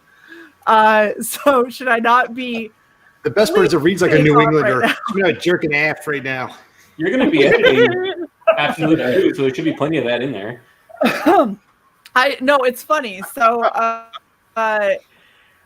lot of those that were popping up in the chat were asking for a moderator to allow them to come through because everybody started talking about jerking off, and YouTube was like, we don't talk about that here. I was like, oh, you don't watch our channel. I always get a wave going. It was worth it. It was a $5 super chat, so shut up, Simon. I had no complaint because I saw that it was a super chat you highlighted. See how powerful libido is and the passions are? See how it gets everyone going? We're still here. Who made that happen? Because if I keep booting him, then I'm gonna lose the co-host again. So it's a sacrifice I'm willing to make, and I'm sure everyone else is too. Just let me know when it's my turn to answer this question because I actually have a really true but really funny answer. Go. Shoot. Go on then. An interesting SJW. That's a unicorn. That's an oxymoron. Oxymoron? It depends what you mean by interesting. Do you mean like because they are funny? Not okay. Not fun to laugh Amusing at. does not equate interesting. Unironically interesting SJW. Well, I do find them fascinating because I recently went to university, and when you talk to these people and you sit down and they really spew this stuff out of you, and you see the blank expression in which they do it, and you see the trauma behind their eyes, it's fascinating to watch what's going on there. Well, and that's my point. You know? All you're doing is writing a puppet, and I mean, of course, you could dig into that person's motivation, but you're never going to get there. And I felt sorry for him, Sai. It elicited some kind of compassion for me. Well, I feel motivation? sorry for Roadkill. That doesn't mean it makes an interesting character. I mean, Zombie zombie animated roadkill could be interesting. More interesting than an SJ. Okay, sorry. Who was? Yes. What? Well, is that going to end up in your monster book now? Is reanimated roadkill that's more interesting than an SJW? It'll certainly have more depth. With its 2 Have inches more of character. That's terrible. Okay, I'm sorry. I'm done A making leftist raccoon that got squished on the side of the road by a capitalist food truck. Gonna be a host. Well, no, they got hit because they were chasing it, trying to get the Soylent bottle, but then they broke their wrist trying to open it. And anyways. See, I was setting it up for Kami Mark's book, but that's Kami, please. Kami Mark's like taking notes. It's already done. What's with that wrist? That meme of the guy trying to open it, and his wrist is like this weird reed that's trying to like open this soy bottle. Have you guys seen that? Like this deformed guy's wrist, like trying, like what is this? That we need a machine to open these stuff. Did you say a dude trying to open a soy bottle with a deformed wrist? Because that's It's like he's got no definition to his wrist, and it's like I can't really describe it. It looks like a wraith hand or something. Like cerebral Is this a comic book? It looks like the hand I drew on Shay. Soy Wait, wrist. which- I'm gonna find it. The gerbil, the ginger root. Which one? The ginger root. The gerbil has the guinea pig has strength in that hand. So. Oh, that's right. Guinea pig. My bad. It's my strong hand. Take my strong hand. It makes it seriously. That's something from a Noel Fielding sketch. Like it's disturbing. It would probably be real. Okay. Can I who else answer has the an question? answer? Yeah, go. Yeah. So it's sort of tangentially related to the question. On this Krishna Kid project that I'm working on, obviously it's set 5,000 years ago, and writing the dialogue can be quite difficult because, you know, we have like all these cliched sayings that we use that aren't relevant to like that time period. I'm struggling to think of an example now, but I have to go back and make sure everything makes sense. Like, you know, the phrase, like... You're driving up the wall. Yeah, exactly. That's a great example. So you like, have to remove all the colloquialisms from your writing, So, or better I mean, yet, invent new ones. One example is that I'd written the phrase, I'm so hungry I could eat a horse, and then it's like, I don't think they have horses in India, like just stuff like that in it, like so. Should be, I'm so hungry I could eat a sacred cow. Yeah, that's basically the joke that I ended up going with. Like, Thanks for spoiling it. You're welcome. You're welcome. That was my punchline. Damn it. It's already written. Well, it's not a. Sorry. Well, it's not a character I have a hard time writing. It was like when I started writing the Technomancer books, I said it like after the biblical apocalypse, and it's plus 175 years. And I started writing it. I'm like, oh shit. They'd have like new pop culture. They'd have new sayings. They'd have a new. Oh, this sucks. Oh, I'm not smart. Cheated it though. And I'm not smart enough to think of something. So I had to create an entire world mechanic as to why there isn't any. And I said that, but how old your hero is. Right. He's totally cheated. Yeah, and I set the character as like he's been around for the last 200 years, and I made a reason as to why, and because the human soul is like diminished because of hell, and there's no, God's gone, and there's no new souls coming in. That's getting thinner and thinner, so there's no spark of creativity. People don't make new music. People don't make new art. People don't make new things, and they covet things from the past. Like the old Johnny Cash Folsom Prison album is like worth millions of credits now because it's a rare commodity. People, so people still talk in quasi pop culture. They know these things of the past because there is nothing new.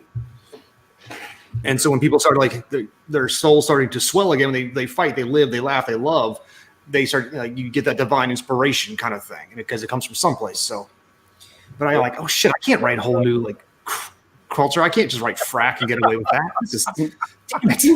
I mean, I think going back to you can do that. William Gibson did it.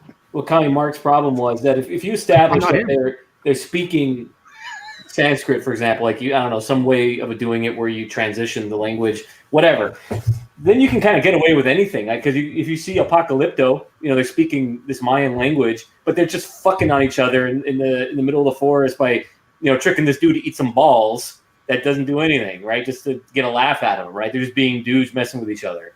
So you can get away with it, I think, if men are men the world over. So people are going to speak to each other, the normal way. Shit, we're at my pipe broke, or my bucket fell on me in the middle of the night. Damn it. That sucks when you smell like piss in the morning. It's not so much like the subtext of what they're saying, like it's the word choices that they would use. I mean, like I want that to. I think you can get away with it that way. Like if like I said, if you establish that they're speaking this language, then I think people will forgive you that they're talking to each other in a non-formal way, right? That makes sense. Yeah. I think what his whole thing is he's trying to make the setting feel authentic even down to the dialogue, and that is difficult. As someone that also writes a historically charged thing, is for me, I was playing around with people from different areas of the world with different time periods and everything, and so rather than try and emulate each and every style, I just effectively was like, okay, I like the beginning of my Zero issue. It kind of feels like it's ripped out of the Iliad, but then once you get towards like the tournament side of things, I kind of shift the dialogue to feel like something out of like a Kirby Old Gods book, a New Gods book, where it's epic dialogue that kind of feels timeless, but you can get away with a lot of those modernisms because it feels grandiose, it feels epic, and it feels old, but it isn't really. But what I do understand what Mark is going through, because it is really difficult because you're going through and like there are expressions, there are even like certain curse words and everything that just didn't exist back then, like certain things that we say to tell people off now, they wouldn't make sense, especially in prehistoric India. Right. There's some shows that have done that though in a really awesome way, where they do keep all of the modern vernacular, but they just have it Deadwood set. did it, and it's hilarious because you hear everything else and everything is set in like that kind of somebody be like, oh, that's shit, isn't it? And you're like, oh, I wonder what they would have said for shit. Like that sounds amazing. It's not that. Like, I want the characters to feel like a group of boys, like hanging out with each other, talking like children do. But there's phrases like that you just can't use, and like so, the phrase to hang up the phone. Like, my child and like this generation of people understands that the phrase to hang up the phone is because the phone used to be on the wall, and it like. But those people just have to put it on the hook. Yeah, off the hook is another phrase that's quickly losing any ability to know all what relevance. Yeah, so that's an example. That might work in a different way, but it's stuff like that. It's real hard. Like, I can't think of a fucking example now. That's how it always goes. Is when you're trying to have a discussion about it, you can't think of any of them. Mm-hmm. It'll wake you up in the middle of the night. Don't worry. All of us said we're going to see a tweet from Tommy Martin. 500 like exclamation points at the end, and it'll say "fuck" afterwards, and be like, "Oh, that must have been it." How many houses in India do you think got built by discarded AOL discs? I used so many of those, and I just kept switching what account I had, like to get the 3 hours. Yeah. I think we just started using it as frisbees at school. Or to install the latest version of Internet Explorer without having to download it over dial-up. Yeah. Use it as a coaster. Dial-up. Age, sex, location. Pick. Oh my gosh. Who hasn't answered what kind of characters are difficult for them to write? I guess me. Yeah. Ready, go, Phil. So, I think it's I agree with Frankie with like it's kind of a weird question because it's kind of our job to write characters. I have an example though. I was writing a comic, and I had a female needed to die, and she was a love interest, and I needed to make sure that we were going to get sympathy from the reader, right? Because this is this grand thing, the character's in love, this lifelong love of this hero, and it was a comic that was going to be like 24 pages. And my thing is, how am I going to have the reader know that these guys have a really long connection? And I was just finding it difficult to show that this was a big deal when this character died. So I think, especially in a comic setting, it depends on the amount of time you have with these characters to really build a relationship with them and make the reader believe that these characters are utterly in love with each other, then to have it such an impactful rip away from life. So I was finding it difficult like that. So that situation for me was taskful, and I think lengthening the story, of course, would help with that, because building those relationships up. But yeah, that was something. There are tricks that you can use, like your male love interest who's left behind is carrying a ring in his pocket, and they're. But it's hard. I agree. If you just introduced her 3 pages before, and you got to kill her, and that's going to be his motivation for the rest of the book or the series. Right. Yeah, that's rough. So I since then went other directions with, like you said, with something where it's like, oh, it's a ring in the pocket. And it's kind of a flashback thing as well. So there's definitely ways around it. But that's something to pay attention to as well, is spending time with your characters so they build those relationships with your reader. Yeah, and you don't just want to. Oh, go ahead, Mark.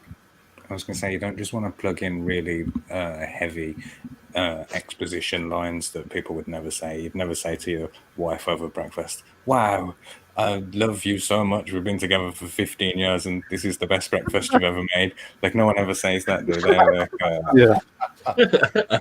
I see you read my script, years of committed marriage, and all of those times that you've pulled me up when I was down and been there. All of the hardship we've endured.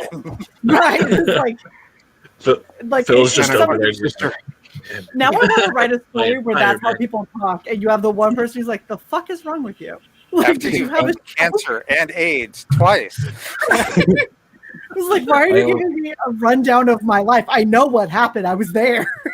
I always want to do like a short story compilation of just like those kind of parodied scenes, like the nerd gives the letter to the hot girl and she reads it and she's like, oh, crumbles it, throws it over the shoulder, and then she gets like, the jock and her have sex in front of him while his friends beat him up. I would just want to like just take those classic moments and just fucking flip it. Yeah, football team rails her. There's a train right in front of them. Yeah. Oh, she's just yeah. Okay, that's what we're talking about now. Yeah, and then the payoff would be she gets hit by a bus in the next panel. Well, like Chappelle Show used to bits like that, like what happens after the movie. So yeah, I like pondering those ideas too. Just I have a very hard time, killing women in the strictest French meaning of the word, and I have to usually try again 5 minutes later. What about in your writing? Excuse me? I said, what about in the writing? The what? I'm sorry, Mark. I didn't understand a word you just said. Say it again. Okay, so the joke is that I said, what about when you are writing? Right. One more time. You have a hard problem. Shut up, everyone. I can hear him. In reality. I asked you to repeat it. You assholes start talking. It was what about when you're writing? I'll translate as Ebonics. Okay. So the joke is, in reality, you have a hard time killing women. Oh. Right. In one dimension, yes. I'm glad we spent 9 minutes on this fucking joke now. It was a great joke. It was. I'm sorry. I just didn't hear it. It got laughs. It worked. It got laughs. It worked. I almost passed out because Mark is like, let me try this again. I will slow it down. As soon as these assholes start speaking. Everybody else heard it. I didn't. I mean, it was aimed at me. I got to hear it, assholes. Stop firing. Watching, and the fucking 8 other people on stream all heard what was being said. It's not like there's a light in your background that says, I have now heard the joke. Everyone else can talk. Oh my gosh. I would have. I was light that he can flip on. That's like a little light bulb. We go, okay, Will got it. So now we can laugh. Thank you. Oh my gosh. I mean, I didn't repeat the second grade for no reason. Okay, we've all insulted impossible. Will. I feel better now. I know, right? It feels like everything's gone full circle. Yeah. I mean, I've crashed 83 times in this stream. And I've I actually feel better woken up about too. myself. I like Brian when he says, "I wish you weren't muted, Luke." That laugh looked healthy. Yeah, I was just typing a response. Nobody would have been able to hear anybody else. That's why I muted myself. I could. That was just too funny. I mean, I slid away and I tried to angle my laugh down because I couldn't figure out how to. I didn't have time to hit the mute before the laugh was coming. Yeah, your mouse was stuck over the remove button. I was waiting for it. That's the best part. See, whenever you have Copy Mark on a stream, that's the best part. Is he'll just throw out the one-liners that you're not expecting, and every time it happens, you're like, my brain stopped. I don't know what to do anymore. With the exception of the one time that I went for your book, you tried to get that one last one-liner, and I got you. It's the only good time I had. Stopped doing it since then. You know, Shay is so proud of that. She has forgottenly told me that story 3 fucking times at the. Yes. And while you were gone, I had Copy Mark on and tried to sneak in the last word. Nailed him. Yeah, Mark. Can we not say that I nailed Copy Mark because that does not sound You got that cummy bastard. Oh my gosh. All right. Does anybody have any other aspects of character development or writing that they kind of wanted to get out there? And during the I've got a awkward question silence? for the other guys. Like, Okay. how do you come up with names? Like, because it's one of my favorite things to do, coming up with the names of characters. Like, do you have a technique or anything? I'll give you an example. Well, in Through the Woods, the villain, his name is John Slatcher. I don't know if anybody caught on to it, but it was a play on the word slasher. Since they use No. Yeah, it's a play on slasher. That wasn't on the nose at all, Frankie. Not at all. Can I call you Frankie the Nose? Whatever. Call me Bozo, call me Grandma, whatever. Jason, thanks for the $2 trying to come to Will's defense saying I couldn't hear him. I'm calling shenanigans. You can't be blind and deaf, so you pick one. I still have no fucking clue what you all people are talking about. There's something Helen Keller profound of CG. that dropped Oh and my I God. missed it. So Yeah, it was I don't know. I was just being. I legitimately could not hear. That's all I'm gonna say. Go back. Well, it'll be worth it because So it's like it's it's not a defense. It's merely I could not hear. I would have loved to have heard this because everybody's in on some revelation that I'm missing out on. I'm left below. God. You were all ascending to heaven, and I'm staying down here with the rest of the commoners. Okay, you're done. Okay, You're down there, Rapture. Somebody's got to get left behind. Okay, so to answer Mark's I feel like I question, missed Muhammad's preaching. You did totally. I hate coming up with character names. I really do, because every time I try, I'm always like, well, that's a really fucking stupid name. Like nobody has this name. That's always my first impulse. So I come up with a few more. Your And mother then- comes up with names. Then mash them up, and that usually helps. It's one of my favorite exercises to come up with character names because I like to just pen them down. And as long as none of them are as dumb as Marky Mark's character in Transformers Cade Yeager, then I'm good. You know, that name is like my ultimate litmus for like what's bad. So just be better than that, and just to try to build a character around it. I like how Frankie's example, where it's kind of an allusion to something else, where it's seated somewhere else. I do that sometimes, not in every situation, but I find that could help a lot of the time, especially if it's like regular human names where it's a first name and last name. I think, kind of hero names are easier, especially if you have a foundation for a hero or superhero-esque type name, like a title or moniker. But yeah, I think having that inspiration from some other place could really help that. I know that we was mocking Frankie's answer a little bit, but there is a phenomenon called nominative determinism, where like your name can lead you towards like certain careers. Like you know that statistically, people whose surname is Baker are more likely to be bakers than people whose surname isn't Baker or whatever. So that is a real kind of thing. like naming, like, you know, an animal like a certain name. Like you name it Angel, it's going to be evil. You know, you name it Damien, it's going to be evil. But you name it Titan, it's going to be like a big powerhouse of a personality, no matter how big the animal is. You know what I mean? That kind of thing. What do we learn from Luke's last name of bum rapist?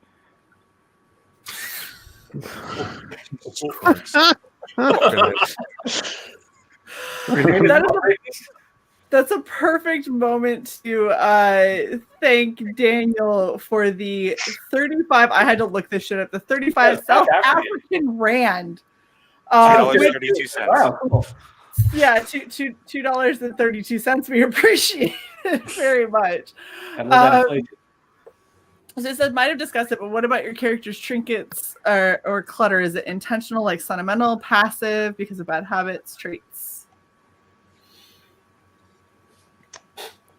Accumulated over, I mean, unless you're starting the story with it, accumulated over the time of the story, for me at least. You know, trinkets. I mean, I think it would also depend on the character. That's true. Because like a main character, you know, going through their story, picking up trinkets or what have you, could be a part of their quest. It could be a part of their journey. They might have to be going along and picking these things up. But then you have like villain characters, like, you know, General Grievous from Star Wars has a collection of lightsabers that have come from Jedi he's killed as a way to like be a testament of how badass he is. You know, like Right. it just all depends on what the character is. You know, one of my favorite character writing exercises was one I learned really basic one, but it's one that I have a blast with, where it's effectively you imagine that you're going into your character's room and you go and you look in their closet. What's there? What's on their nightstand? Do they have a nightstand? What's under their bed? Like, do they even have a bed? Are they sleeping on the floor? And just like trying to get into the headspace of the personal space of that character. And you know, a lot of that, you know, just depends on the type of character you're writing and how they serve the narrative. Well, go ahead. Go on, Jay. There you go. I was gonna say, so one of the things I noticed when I got asked to write that short story for Adam, so he sent me the beginning couple pages to kind of get a feel for the characters and how they interact with one another. And he had Marty, which is who he wanted me to write the story for. And it was really prevalent in the very first couple pages that she has this like attachment to her lighter. And it was prevalent because every time they're sitting around in a circle and they're all trying to like kind of group therapy out what the fuck is happening.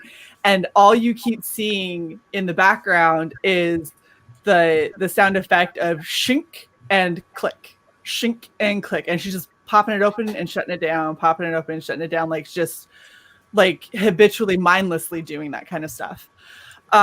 So when I started thinking about I Get Her origin, I decided that lighter it seemed really impactful to me when I was reading what was already written, that I decided that was going to come from something important. And the only thing that I was told was I had to basically write her dad's death. And that Marty had to somehow play a part in that. And so I decided that after she's the cause of her father dying, the only thing that she could take from him was the lighter out of his breast pocket. And that was the same lighter that he'd had since she was a kid. As she's learning about explosives and he's teaching her like how to make bombs and they're blowing up cars and she's got the lighter. And that was kind of her connection to her dad. So when she caused his demise, that lighter was the only thing that she kind of held on to. And that's why that's one of the most important things for her. As far as my backstory goes. And that actually changed a little bit of what Adam was looking at for the future of her, some of what was happening in the backstory. So there's moments kind of like that where it's something that was seemingly just kind of whatever, and it caught your attention. You go, you know what? I'm going to make it a bigger part. and I'm going to make it something that's more of a motivating factor, or something that is a reminder of a misstep or a time that you were careless. Yeah. At least for me. Just to interject something. Apparently, there's a lot of clothes shaming going on. I am now topless. Oh. Wait, what? All right. He needs to be topless. Everyone in here needs to be topless to compensate for Shay wearing so many clothes. Yeah, too many layers there, Shay. Oh, okay. Is that the problem? For it. Wear my Magic Cop shirt you can get on Etsy.com/ZadeWorkshop. Shameless plug. Shameless. Look, do I at least get points for the fact that it's my abduction shirt that on the back says "Get in, losers, we're doing butt stuff"? I mean, you're not showcasing the get in losers who are doing butt stuff. No.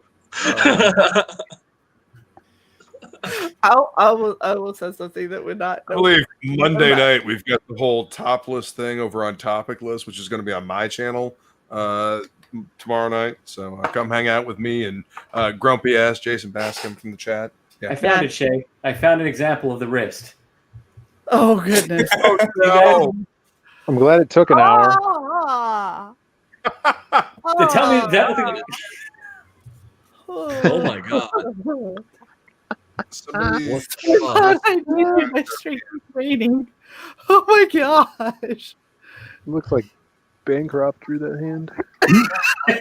No, but see, now we can't make fun of Bancroft's hand because that was a person. A real hand. That was an actual hand. Like, Alien. Mike draws good hands now. That's. Seeing that wrist made me put my clothes back on. That A whole other cybernetic organism to open your soy bottle. You got problems. That guy does not bowl.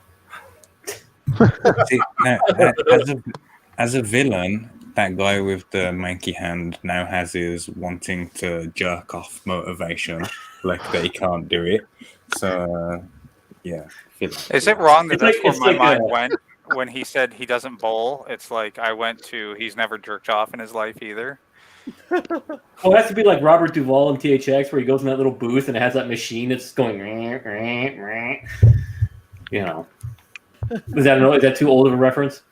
Yes, I have a machine like that though. Lucas.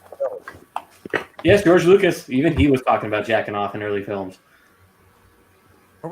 Are you seriously bringing it back to this? I was gonna say, how did we have such a good discussion, but in 2.5 hours we've had 2 points where we've derailed into jerking off. Because it's all jerking off. Jerk off. We let Will talk. That's how it happened. I'm finished. So you're saying you jerk off your dead hookers? So it kind of looks this all the way back around. I want to say something to that, but I think it would. Take me away to paradise. I'm so damn bored, I'm going blind, and my name is Will. Christ. Not quite blind yet. Green Day. Wait, who did we just lose? Not me. No, we did not lose Mark. Phil. Phil, we lost Phil. Phil, did you hit the wrong button? It's over yet.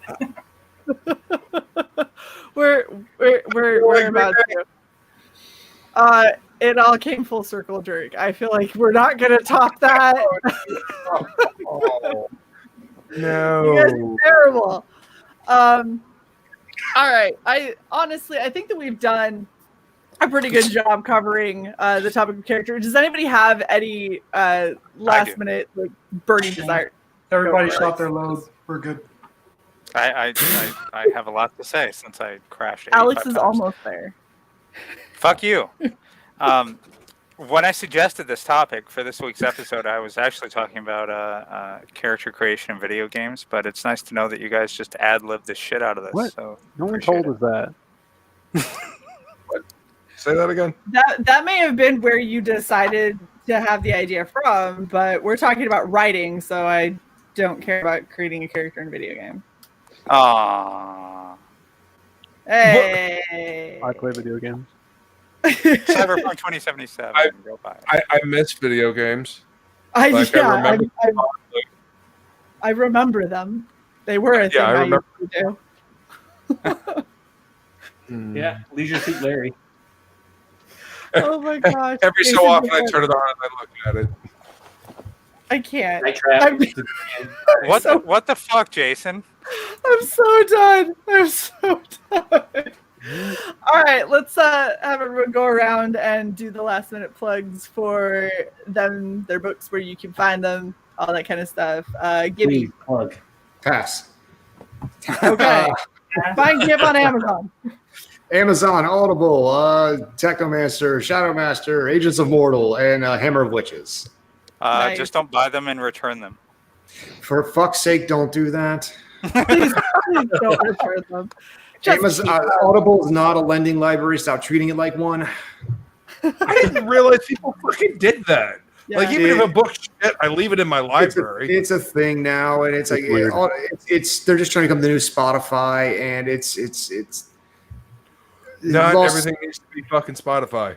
You're gonna make Gib cry, guys. I mean, he gets No, the email. I've made 9 cents. He gets all happy. You want to make that face cry? Look at that face with the beard. That face is like pug fugly, and I'm glad I have an attractive wife. I got her when I was I had hair, and she's locked in now. We have a kid, so she ain't going to it. She's locked in. Wait, is she blind in 3/4 of both eyes? No, we actually went to high school together.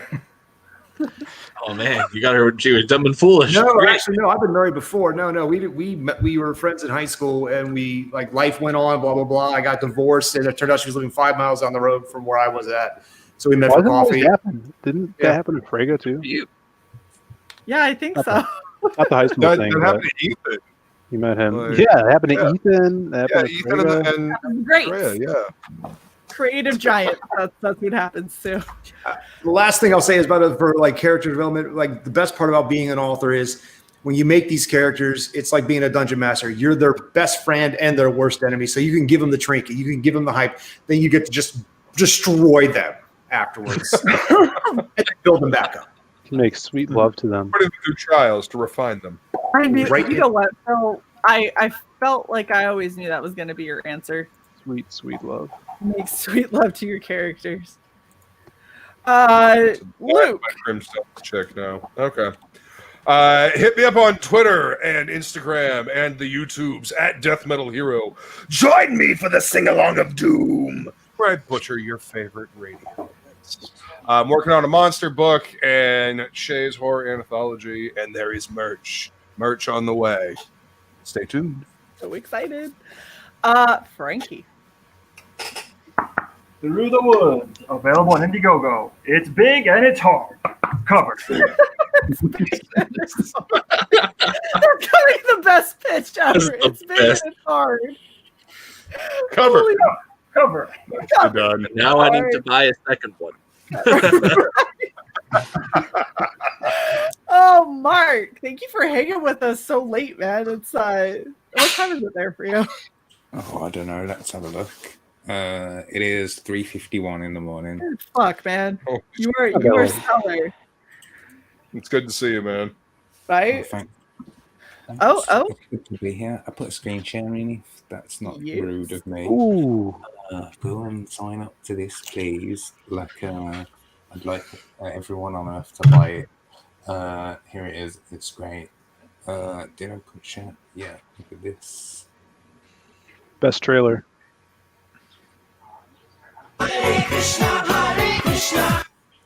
Yeah. This it's not ready yet. Like, The best trailer, man. I love how he just like, yeah, it's not ready. 2 notes after this. Yeah, Hare Krishna. He's like, not ready yet. Sorry, guys. Take it back down. I like it. That's awesome. Oh, Mark. That was great. Definitely go sign up for that. Mark, drop that in the private chat. I'll make sure that we add it to the description too. Odin. Hey, what's up, guys? You can find me on Twitter at ElysianFields_0. You can find me on Facebook on the Nine Realms publishing page. And then we are live still on Indiegogo in demand through January. And we also have a Kickstarter for Elysian Fields, Pyramid Gambit, soft cover, collector edition, trying to take over that market as well, bring everything full on indie. So, yeah. All right. John. Hey, you can follow me or see me or find me at Beyond Time Inc. That is Twitter, that is YouTube, and that is, of course, Instagram as well. Facebook is Beyond Time Comics. And I currently have Magna the Last Pantheon have 5 days left in that campaign. So if you haven't gotten on board with that, I suggest you do so, because it's going to be a fun book. Hell to the eye. Kick-ass book, man. Looks cool. It looks really good, dude. Are you going in demand on that, by the way? I will. Fantastic. Yeah. Will. Black Flag, starring Dan Frega. We are in the midst of production. We are actually very far into production. You get a 0.5 book. You get a Rob Willis cover if you wish. You get a Rob Willis poster. You get a remastered triple gatefold Frega poster. And we're almost close to getting another Frega poster. So you get a lot for your money. Still there in demand. Go over and back Pineapple Perception. Nice. Phil. Yeah, go check out the Lost Pages on Indiegogo. It is still in demand. We are through fulfillment. We still have some new orders that are coming in to fulfill. So there's the main book, and you can pick up the bonus comic as well. We're past 30K now, and we only have 2 Simon Bisley signed copies left. Wow, man. It is fucking cool.